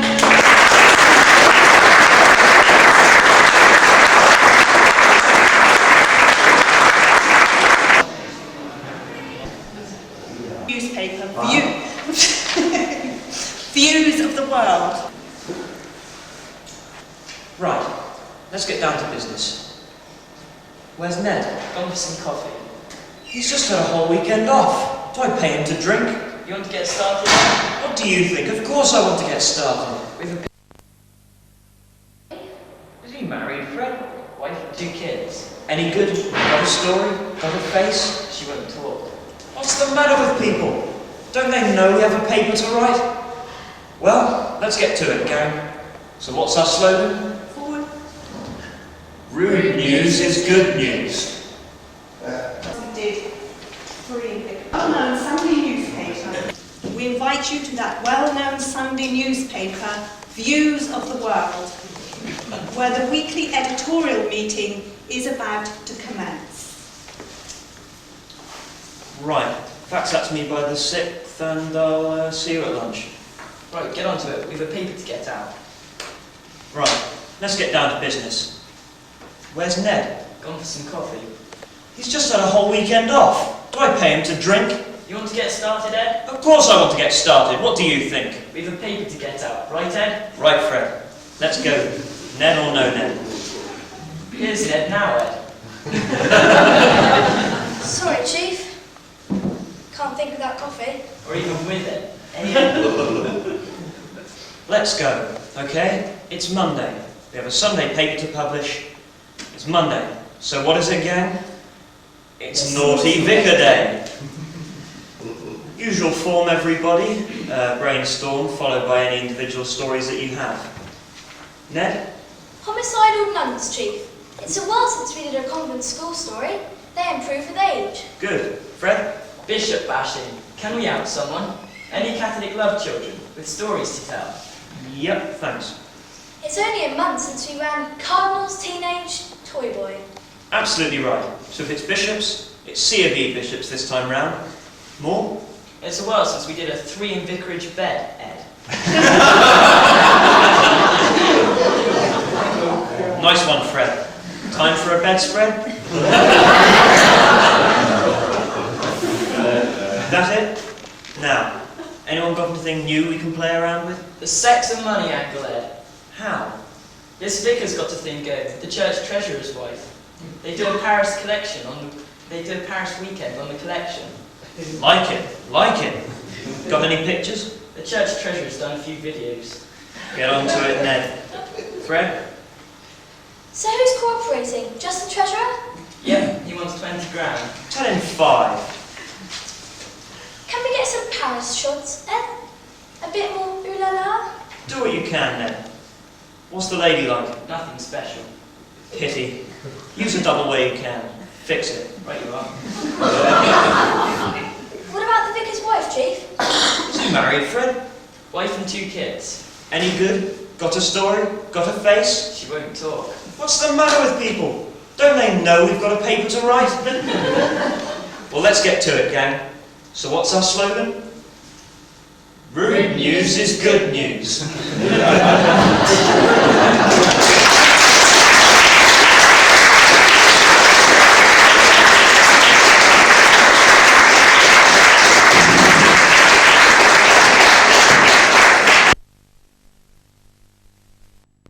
Here is from the time of the judges, soon after the Israelites have settled in the Promised Land.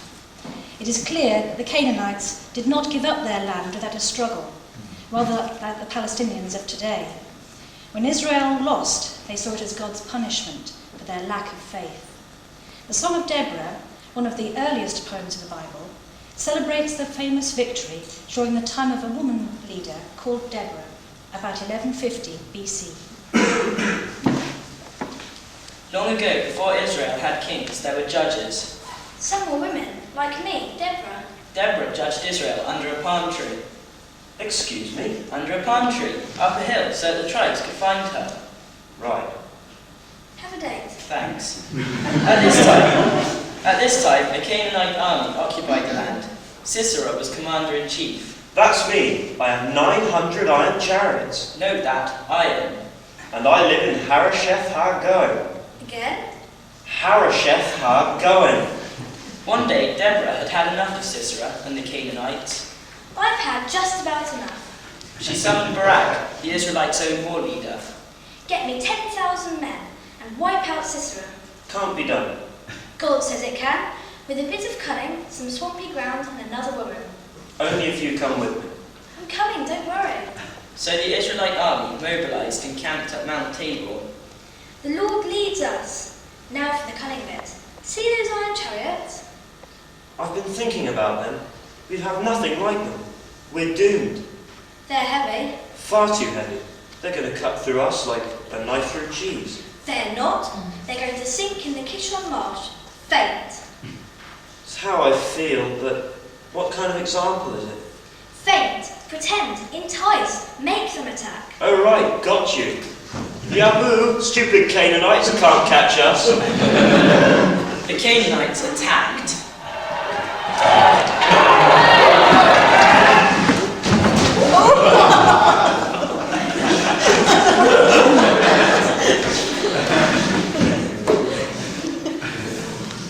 Come on then, we've got them. Charge! Sing, Deborah. You sure? Go on, why not? Sing! Awake, O Deborah, and sing. Arise, O Barak, O son of Abinoam, lead away your captives. Down from Mount Tabor marched the noble remnant. The people of the Lord marched down against great odds. They came from Ephraim and Benjamin from Machir. Yes. Can we have the rest later? Part 2, you cast.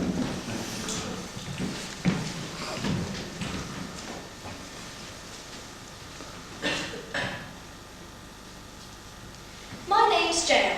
Jael the Nell. Small joke which you'll get in a minute. The Canaanites are totally wiped out. Sisera flees on foot and escapes to an oasis where Jael lives. I'm Sisera. The Israelites are after me. Can I hide in your tent? Come in, sir. Hide under this blanket. I'm parched. Do you have some water? Some milk. Here, drink. Don't give me away. If anyone comes looking, I'm not here. You're not here. Right you are, sir. Now sleep. Sisera sleeps, but Jael is a secret Israelite supporter. Unbeknown to him. Unbeknown, as you say, to him. She takes a hammer and tent peg and drives the peg through his temples and into the ground. What? Right into the ground? Afraid so. You're definitely dead. Okay, I accept that. It seems unnecessarily brutal. Into the ground. Should have thought of that, matey, before you were being unnecessarily brutal for 20 years. So God won. With the help of Jael now. And the land had peace for 40 years. That was good. I don't understand. Is this a good story? Should God have let this happen? I mean, it's very violent. There was peace. Let me explain to him. Look, what's your problem? This is the Old Testament, see? That's how it is. The Lord, may all your enemies perish.